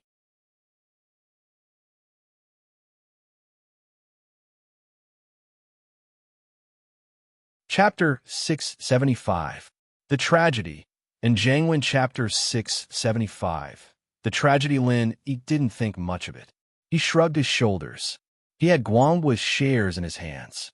He was already the second biggest shareholder of Peng Zhan Industries. Peng Zhan seemed to have thought of this as well. He felt a little embarrassed. He had neglected the fact that Lin Yi was also a shareholder. But thinking about it, Lin Yi really didn't lack his family's assets. However, seeing that Lin didn't have any special expression, Peng Zhan calmed down. Lin Yi didn't want to deal with these parents here. He just wanted to make sure that Meng Yao was fine. Then he said to Peng Zhan, Uncle Chu, I'll go out for a while. I'll come back after Grandpa Guan comes back.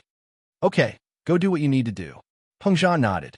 Lin Yi planned to visit Tang Yun. After what happened today, Lin Yi felt that he had wronged Tang Yun. His relationship with the miss would become more and more complicated in the future. Meng Yao, on the other hand, looked at Lin Yi's back. She wanted to say something, but she didn't. Her face was still cold. At the entrance of Songshan's First People's Hospital, Jiangwen, who had one of his kidneys removed, was sent to the emergency room. The hospital carried out emergency treatment on Jiangwen and quickly called the police. The police had already informed the hospital that if they encountered any other victims who had their kidneys removed, they must first rescue them and then contact the police immediately. Lingshan didn't expect that on the day the kidney trafficking organization was eliminated, there would still be another case of kidney removal. This meant that they were still committing crimes today. Lingshan quickly sent Lu Wangli and the others to the hospital. On one hand, they were protecting the victims. On the other hand, they were preparing to collect evidence of the kidney trafficking organization. The victims were the most important witnesses.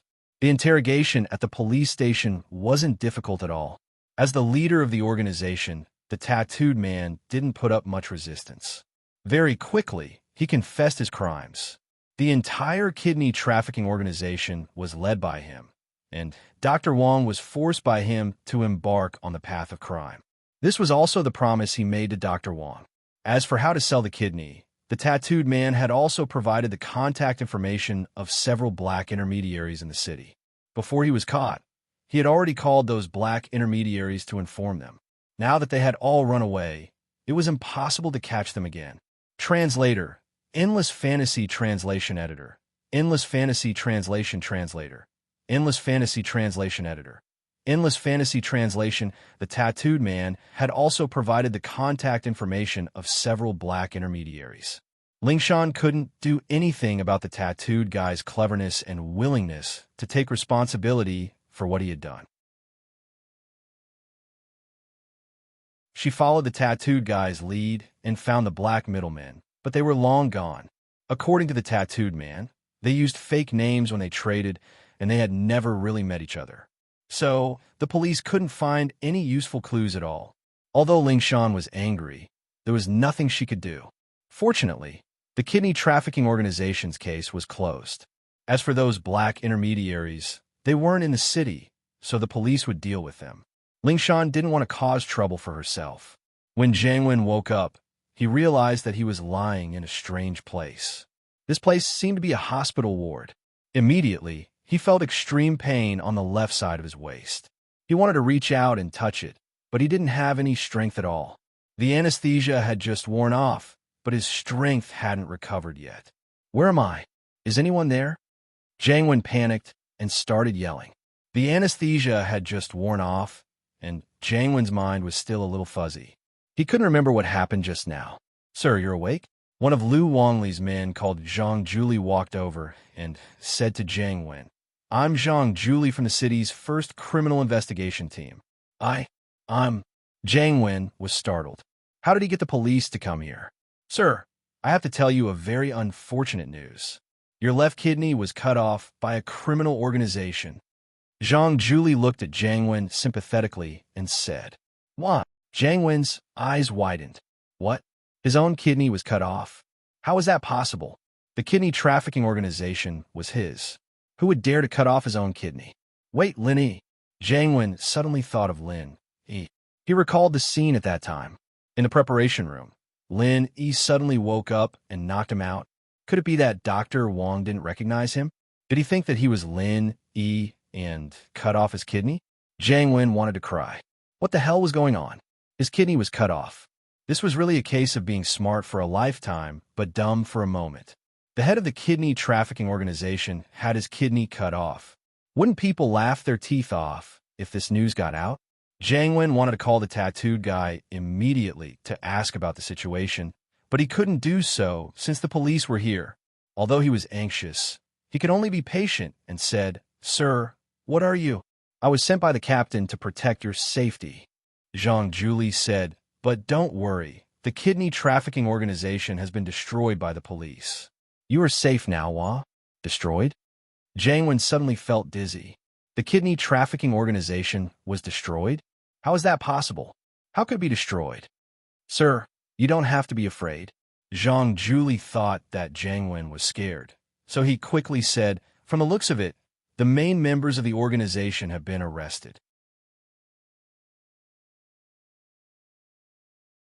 However, in order to prevent the remaining members of the kidney trafficking organization from doing anything harmful to you, we will be at the hospital 24 hours to protect your safety.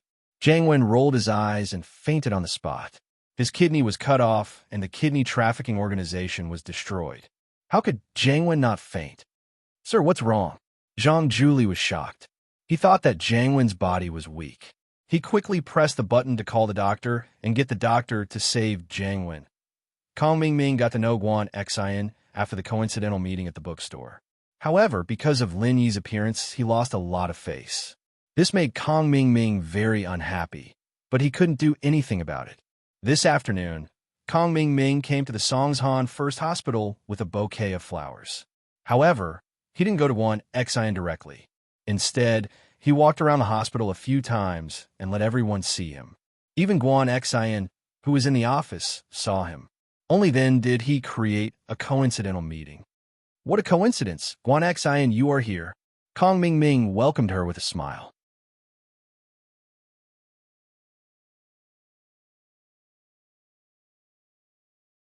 Chapter 676. Bad start, Haya. Kong Mingming saw Guan Xian's expression and knew that she misunderstood that he was going around the hospital to create a chance encounter. He quickly explained, I'm here to visit a friend today. He's in the hospital, but I couldn't find him. I called him just now and found out that he was discharged already. I was wondering why I couldn't find him. Oh, I see. Then go visit your friend. I have to work. Guan Xian clearly didn't want to talk to Kong Mingming anymore. Yeah, I'm going now. All right, take this bouquet of flowers. It's not convenient for me to bring them around. Kong Mingming handed the bouquet of flowers to Guan Xian. You're visiting a patient, buying roses? Guan Xian wasn't stupid. Why would she believe Kong Mingming's bullshit? Ugh. Huh, it's a female patient. Kong Mingming blinked, but he reacted quickly and changed his words.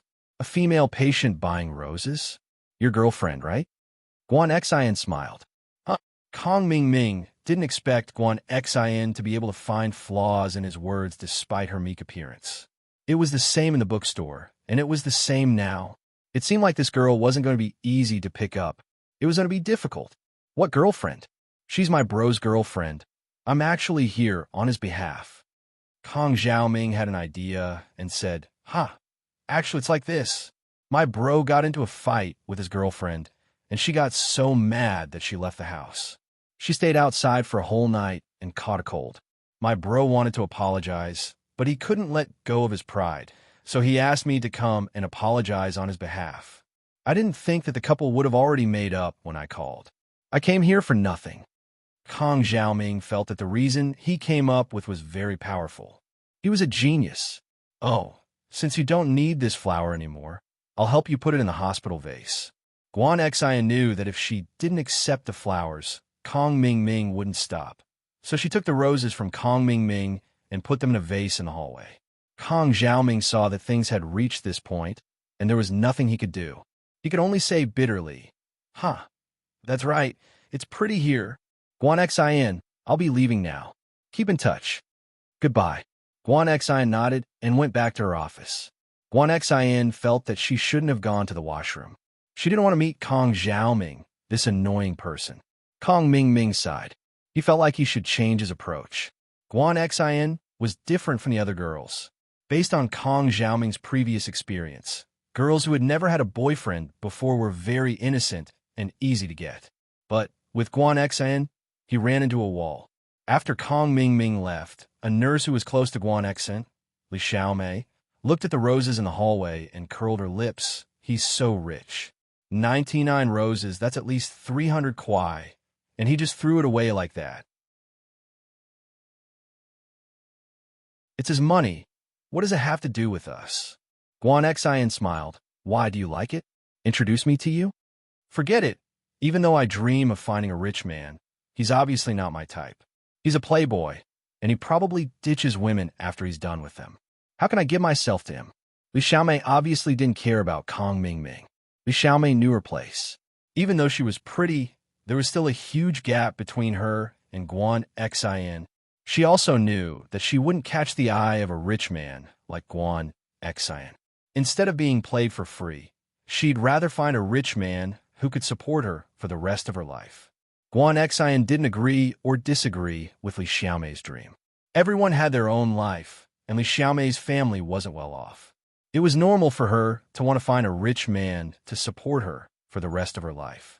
If he wanted to find someone he truly loved, that was also his freedom. So, if even you can tell he's not a good person, then why should I still take his flowers? Guan Xian shook her head. All right, let's get back to work. You'll get scolded when the head nurse gets here. You're the daughter of a rich family. Who would dare scold you? Do you want to stay here or not? Li Xiaomei and Guan Xian were classmates when they were in school, so she knew a little about Guan Xian's family background. She knew that Guan Xian's father was a major shareholder of the hospital, and her grandfather was the famous miracle Dr. Guan. Haha, no one knows who I am, and even if they do, it's not like I'm special. Guan Xian said as she started to work. If you don't want your bonus, then go back to daydreaming. All right, I'm coming. Li Xiaomei quickly followed Guan Xian. Before I find a rich man, I still care about the bonus. Kong Ming Ming gloomily walked out of the hospital and got into a Porsche Cayenne. His two lackeys, Zhu Xiaozhong and Wang Shubing, were in the car. Master Ming, how was it? Did you give the flowers away? Zhu Xiaozhong asked. Xiaozhong, aren't you asking a question you already know the answer to? Didn't you see that Master Ming came back empty-handed? He must have given them away. Wang Shubing said, Fuck, don't talk about it. Another fucking bad start. Kong Ming Ming waved his hand in annoyance and sat in the front passenger seat. What's wrong, Master Ming? Your flowers. Zhu Xiaozhong saw Kong Ming Ming was cursing, and he couldn't help but be stunned. I did give the flowers away to the hospital. Kong Ming Ming was very annoyed. This girl isn't easy to hook. She's a fucking smart person. She looks gentle and soft, but she's actually very smart. Damn, she sent me back, and the flowers were directly placed in the vase in the corridor of the hospital. Zhu Xiaozhong and Wang Shubing heard this and couldn't help but look at each other. Originally, they thought that if Kong Ming Ming made a move, wouldn't it be a piece of cake? They didn't expect to have 2 consecutive bad starts. Next time, looks like we have to use a different method to get close to her. The current coincidental encounter is too low level. We can't fool her. Kong Ming Ming waved his hand and said, Let's think about it and see if there are any good ideas. Let's all brainstorm and come up with an idea. Didn't we use money to pick up girls in the past? Zhu Xiaozhong thought hard, but he couldn't come up with a good plan. He was usually very arrogant and straightforward, so there were a lot of gold diggers who fooled around with him.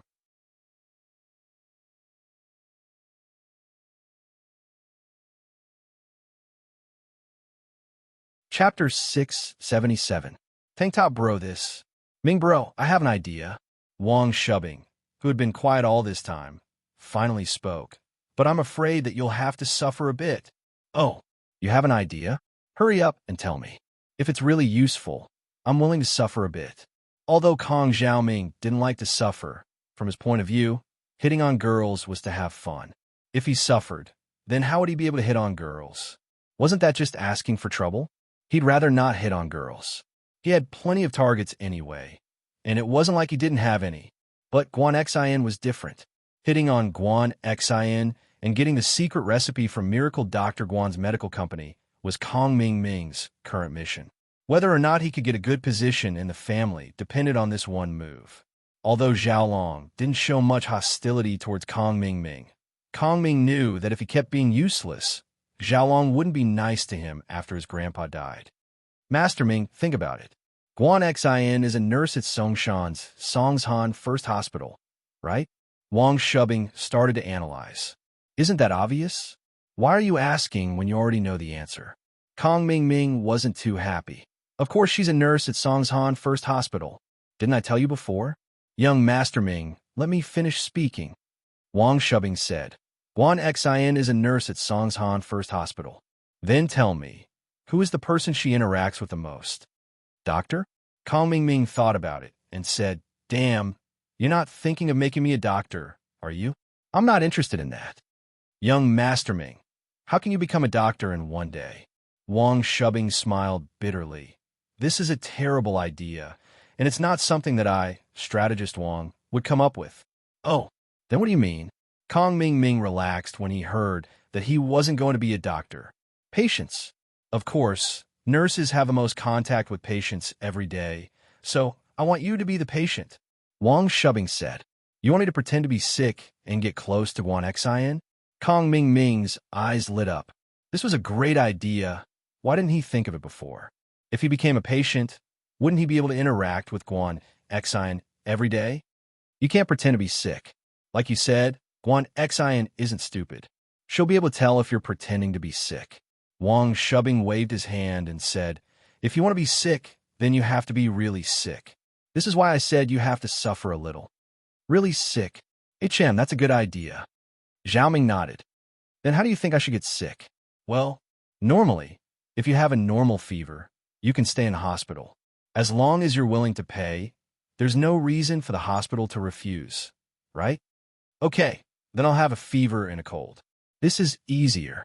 Other diseases, even if I want to, are not easy to get. Kong Ming also felt that the only way to get close to Guan Xin was if he stayed in the hospital. But it's not easy to catch a cold today, is it? Kong Ming looked at the sunny sky outside the car window. The weather in April was already very hot.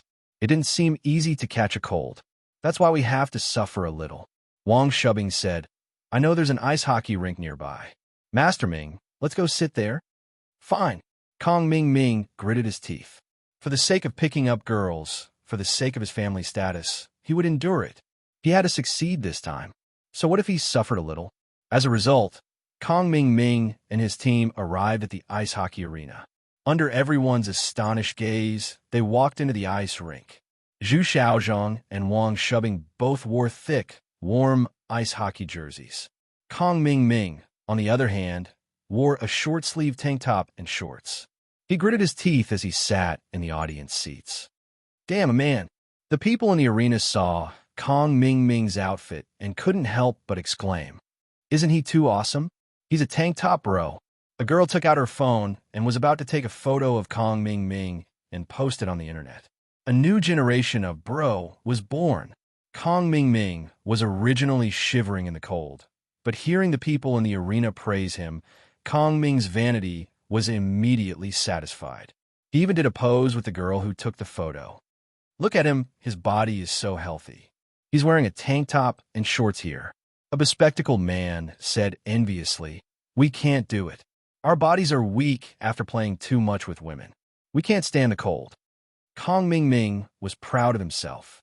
He thought to himself, I've played with a lot of women, but look at me, I'm a legend. Kong Ming was feeling proud of himself.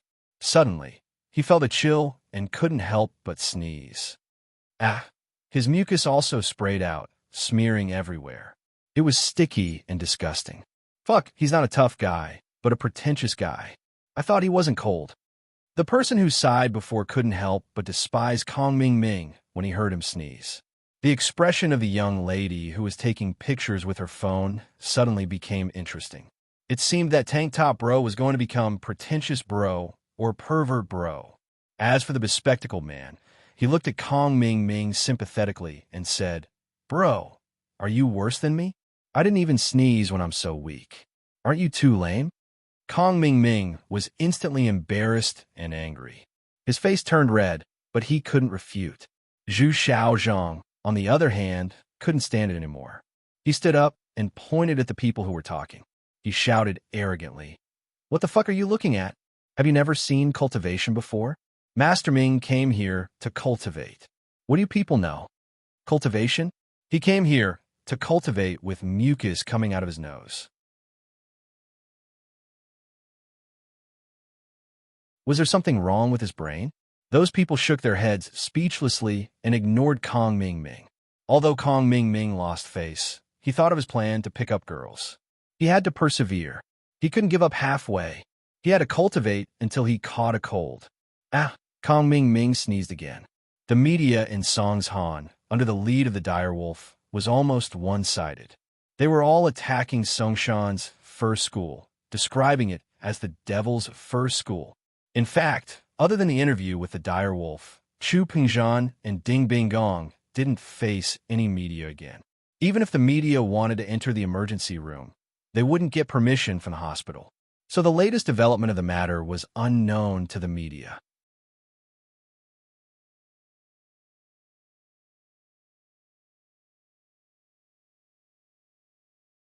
Chapter 678. Press conference, after all. The power of the media was terrifying. It could sway a lot of people who didn't know the truth, and these people would rather believe it than not. Since the school was so scary, who would dare to let their children continue to study here? However, at this critical moment, the CEO of Miracle Dr. Guan's medical company, Lai Changyi, called for an emergency press conference. Miracle Dr. Guan's medical company had been the focus of the media and the public ever since it was established.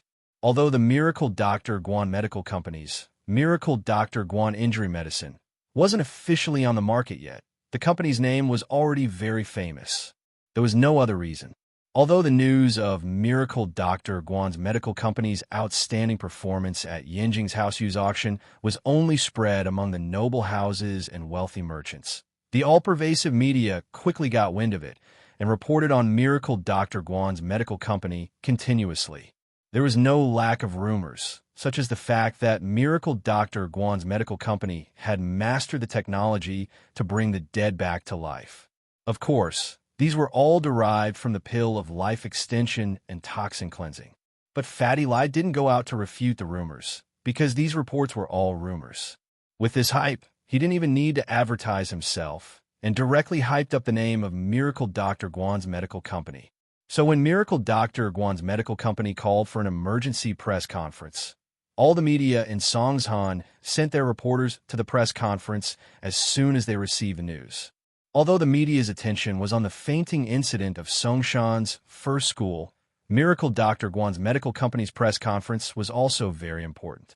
The media that didn't take the lead in the fainting incident focused their attention on this press conference, hoping to get some first-hand information from the press conference. The press conference was held in Fatty Lai's newly built skyscraper, which would become the headquarters of Miracle Dr. Guan's medical company.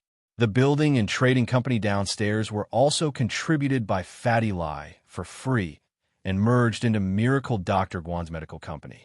The construction company would be responsible for the construction of the factory, and the trading company would be responsible for the sales of the produced medicine. Fatty Lai's wife was a little reluctant to give away all of his assets, but Fatty Lai didn't care about his wife's opinion at all. From his perspective, his wife had long hair but short brains. How is this even possible? If he followed Lin Yi in the future, what else could he not want? Lin Yi's medical skills were superb. It wouldn't be an exaggeration to say that he could bring the dead back to life. As his follower, how could Fatty Lie not benefit from it? Fatty Lie felt a sense of satisfaction he had never felt before as he looked at the packed press area. Back when he was running his company, he'd probably have to bribe some reporters to attend his press conference, and the number was only a third of what it was now. But now, he didn't need to invest anything. All he needed to do was release a piece of news, and these reporters came to him. It couldn't be helped. Miracle Dr. Guan's medicine company's product wasn't even on the market yet, but they already had a name. Thank you for joining the press conference of Miracle Dr. Guan's medical company. I am Lai Changyi. Fatty Lie walked up to the stage with a smile on his face. The main topic of this press conference is the mass coma incident in Songshan First School. If you are here for our company's new product, I'm afraid you will be disappointed. The reporters were stunned by Fatty Lie's words. Why was it Miracle Dr. Guan's medical company's turn to hold a press conference for the fainting incident of the Songshan First School? Even if there was a press conference, it should be held by Songshan First School or Pengjian Industries, right? Or it could be the police. But Miracle Dr. Guan's medical company was the only company that had nothing to do with this incident. Why would they hold a press conference to release news related to the fainting incident of the Songshan First School? No matter how they looked at it, the reporters found it strange. Although it was strange, they were still very excited. Not only were they not disappointed, they were glad that they came to the right place. Because the fainting incident of the Songshan First School was the headline of all the media, they were all trying to find out the truth behind the incident. Fatty Lie's press conference was related to this incident. How could they not be happy? First of all, I want to say that the rumors in the society are not true. What terrifying school's unknown virus base? It's all nonsense. Fatty Lie knew about the relationship between Lin Yi and Miss Chu. So he held this press conference not only to promote his Miracle Dr. Guan's medical company, but also to restore the Songshan First School's reputation. Fatty Lie's words made the reporters below the stage blush with shame. They had also published reports like terrifying campus biochemical base with unknown virus before, but they were just following the trend. Fatty Lie's denial of the news made the reporters perk up. After our Miracle Dr. Guan's medical company's clinical research and analysis, we have found the cause of the fainting students. It's confirmed that it's caused by poison. Fatty Lie's words shocked all the reporters present. Didn't the hospital say that it wasn't poison? And they couldn't find the cause of the fainting? A reporter below the stage couldn't help but ask. Indeed, if we used normal methods, we wouldn't be able to find the cause of the fainting. Because the poison that these students were poisoned with is an extremely rare 1,000-year poison. Fatty Lie said, everyone knows that our Miracle Dr. Guan's medical company is a company dedicated to medical research and development. Whether it's the research ability or the team of experts, they are all internationally advanced. Therefore, after the unremitting efforts of our team of experts, we finally analyzed that this 1,000-year-old poison is a kind of strong poison made from 7 kinds of Chinese herbs. It is called deadly 7 herbs poison, a kind of 1,000-year-old poison that has been lost for thousands of years. After this poison is consumed, it will be absorbed by the body quickly, and then it will destroy the body's physiological functions. If we don't treat them in time, they will die in at most 3 days. This poison is made from pure Chinese herbs. It's very difficult to detect it using normal chemical methods. So this is why the hospital didn't detect it before. Because the smell of many Chinese herbs is similar to seasoning, it won't arouse suspicion.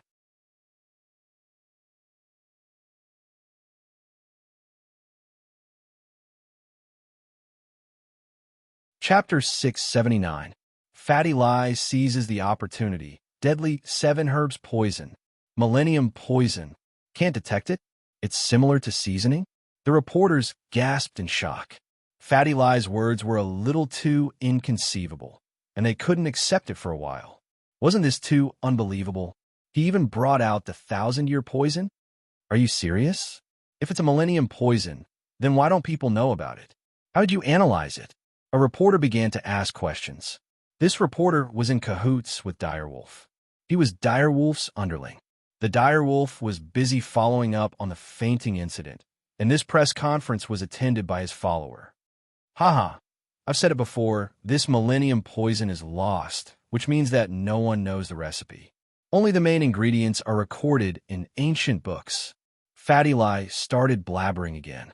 We analyzed the 7 herbs and compared them to the main ingredients, and finally confirmed that it's the lost, deadly 7 herbs poison. Oh? Then, what are the 7 herbs? If it's lost, then why would someone poison it? The follower didn't want the public's opinion to change, so he started asking sharp questions. I'm sorry, but we can't provide the recipe. First, it involves the company's confidentiality, and second, if we announce the recipe, what if someone with bad intentions uses it? Fatty Lie smiled. But we've already submitted the recipe to the Songsham police. As for why someone would poison it after it's lost, that's for the police to investigate. We're just a medical company, and this isn't our business scope. Fatty Lie's words made the reporters below the stage burst into laughter, but the Direwolf follower was furious. He panicked. Don't tell me that you made up a poison just to get famous? Saying that it's a millennium poison is just an excuse for Songshan's first school, and also for your own fame. Can you cure this millennium poison? If you can't cure it, then what's the point of making the recipe? Who knows if it's real or fake? Although the words of Deadly Wolf's underling were impolite, he also asked the question in the minds of many reporters present. In fact, they also had doubts about the authenticity of this deadly 7 herbs poison. After all, this matter was somewhat unbelievable. It was beyond the normal, acceptable range. The 1,000-year-old poison was a bit too far away from real life. Therefore, although the question of crippled Wolf's underling was a bit impolite, it did represent the thoughts of some people. Since it's a millennium poison, and the recipe has been lost, how could there be an antidote? Fatty Lie smiled, pausing on purpose. If that's the case, then you admit that you're using this opportunity to create hype? The follower's eyes lit up as he continued. I didn't say that. I'm just saying that since there's no poison recipe in the ancient books, naturally, there's no antidote recipe.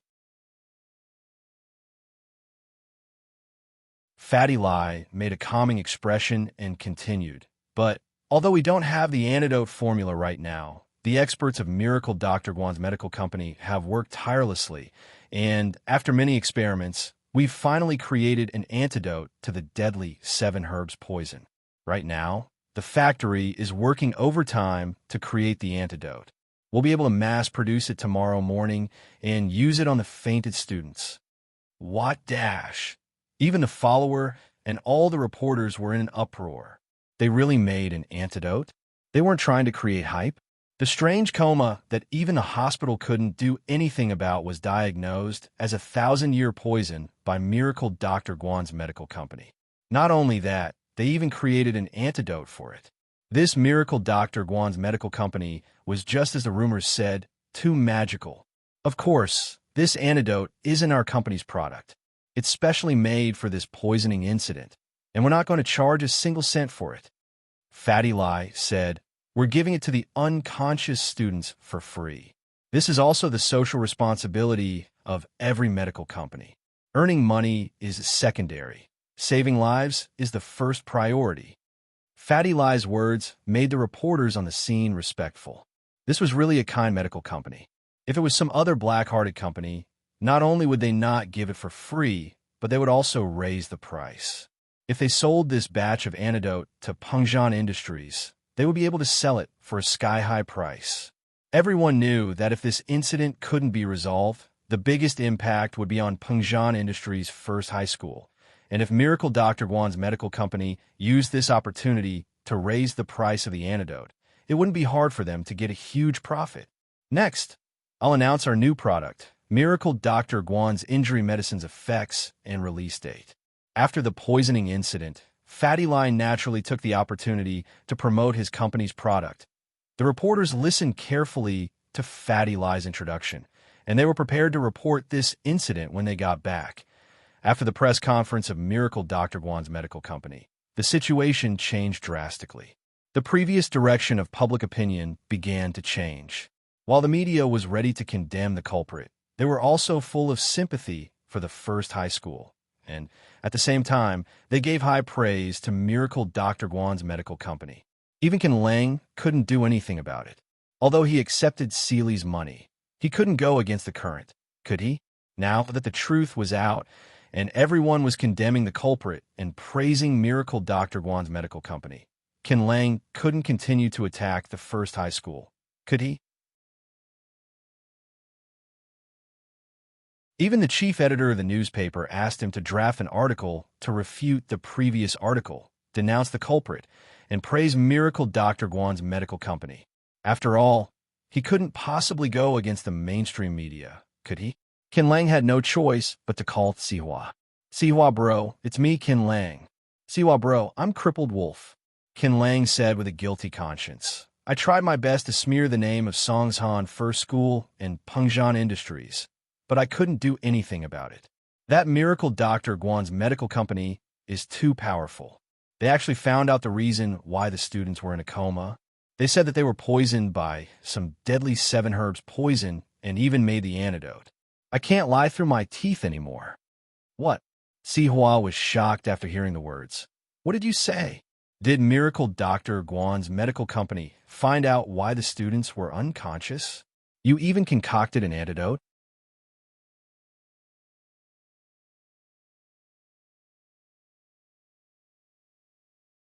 Chapter 680. Recovering. Here's the money. Sihua didn't have the time to waste with Direwolf. He slammed his phone to the side and rushed to find Master Bing. He had to tell Master Bing this news as soon as possible. The news had spread in the media world, but normal people didn't know about it yet. Because the media needed time to write and publish the news, they were only in the preparation stage and hadn't released the news yet. The TV stations were also working overtime to edit the news and get ready to broadcast it as soon as possible. Sihua stumbled into Master Bing's room. Master Bing, it's bad, our plan failed. Master Bing was reading a novel written by Fishman 2, very pure, very flirtatious prequel, on his phone. It was a very enjoyable urban novel. He was imagining himself as the main character and was torturing the supporting characters when he was interrupted by Sihua. He was annoyed. What are you screaming for? What plan failed? Master Bing, Direwolf just called and said that Miracle Dr. Guan's medical company has found the cause of the student's coma. It's poisoning, and they've even found the poison. It's deadly 7 herbs poison, and they've made an antidote, Sihua said in a panic. Impossible.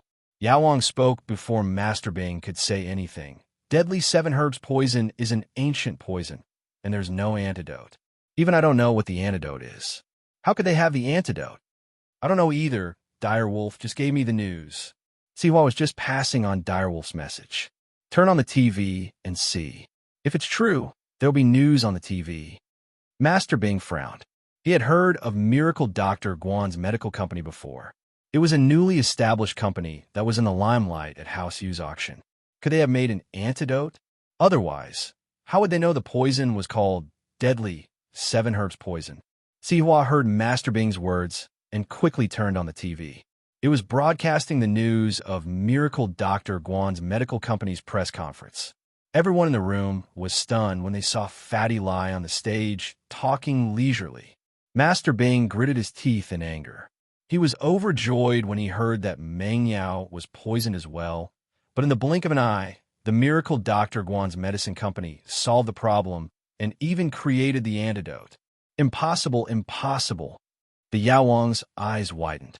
With a look of disbelief on his face, he said, "This is a 1,000-year-old poison. There's no antidote for it.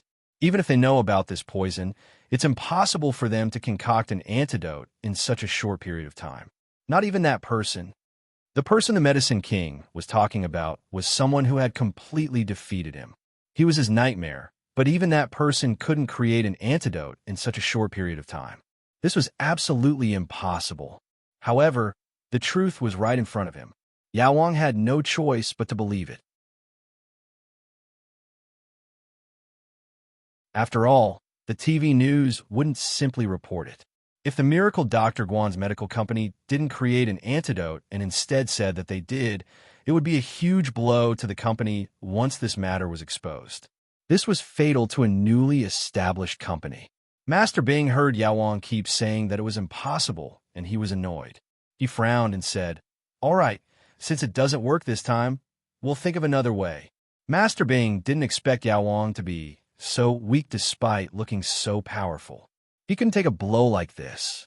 His Qibing skyscraper had collapsed, but he didn't give up. He was still thinking of ways to deal with Lin Yi. Of course, Master Bing thought this way because he didn't understand the power of the deadly 7 herbs poison. Only Yao Wang himself knew how terrifying and powerful the deadly 7 herbs poison was.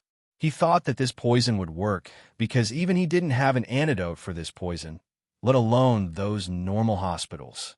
He didn't think that the miracle Dr. Guan's medical company could create an antidote for the deadly 7 herbs poison. He didn't believe it, but the truth forced him to believe it. After all, the other party did find out why the students were in a coma and pointed out the name of the deadly 7 herbs poison. In other words, the other party had a certain level of understanding towards this poison. The antidote was also real. Otherwise, no company would risk their future. The antidote had nothing to do with Miracle Dr. Guan's medical company. If they couldn't do it, why would they take this job? It seemed like the other party's medical skills weren't weak. Miracle Dr. Guan Xueming. In the past, Yao Wang didn't put Guan Xueming in his eyes at all. Although he was called Miracle Doctor by the 4 big and 5 small houses, the hidden houses all had their own doctors. Yao Wang was one of House Xiao's doctors. But now, Yao Wang had to take Guan Xueming seriously. It seemed like he really had some skills. "Guan Xueming, I'll remember you. I'll compete with you." When the news was broadcasted, Gao Xiaofu also knew about it. He was also dismissed from school and went home. After returning home, Gao Xiaofu was scared and excited at the same time. It was the excitement of doing something bad. It was the first time he did something so bad. He poisoned others. When he saw the ambulance send the 28 students out of the school and the hospital give them a notice of critical condition, he felt an indescribable sense of joy. But after that, he was deeply worried. After all, those were 28 lives. If they died just like that, he would be the murderer. Before, the hospital couldn't find any reason. Gao Xiaofu let out a sigh of relief. Although he was the one who poisoned the students, there was no evidence. Even the hospital couldn't give an answer. He was afraid that the case would be left unsettled. But not long after, there was a company called Miracle Dr. Guan's medical company that held a press conference. Not only did they find out the reason why the students were in a coma, but they also gave the prescription of the deadly 7 herbs poison to the police. This meant that the police would start their investigation soon. And if they found out about the food in the cafeteria, they would easily suspect Pin Liang and himself. Gao Xiaofu was really anxious now. He quickly picked up his phone and dialed Zhong Pingliang's number. He had to discuss a plan with Zhong Pingliang. They couldn't wait for the police to come to their door, could they? Zhong Pingliang just had a kidney transplant. He was lying in the hospital happily, enjoying the sunlight outside the window. He felt that life was beautiful. Having a kidney was good. He felt that he had regained his confidence as a man. You're tuning in to the Romance Rendezvous YouTube channel. We're so grateful for your support, and don't forget to subscribe to join us on this incredible journey through captivating stories. Your generosity through donations truly makes a world of difference, as it's the primary source of revenue that allows me to expand and enhance this channel for you. Thank you from the bottom of my heart for being a part of this adventure.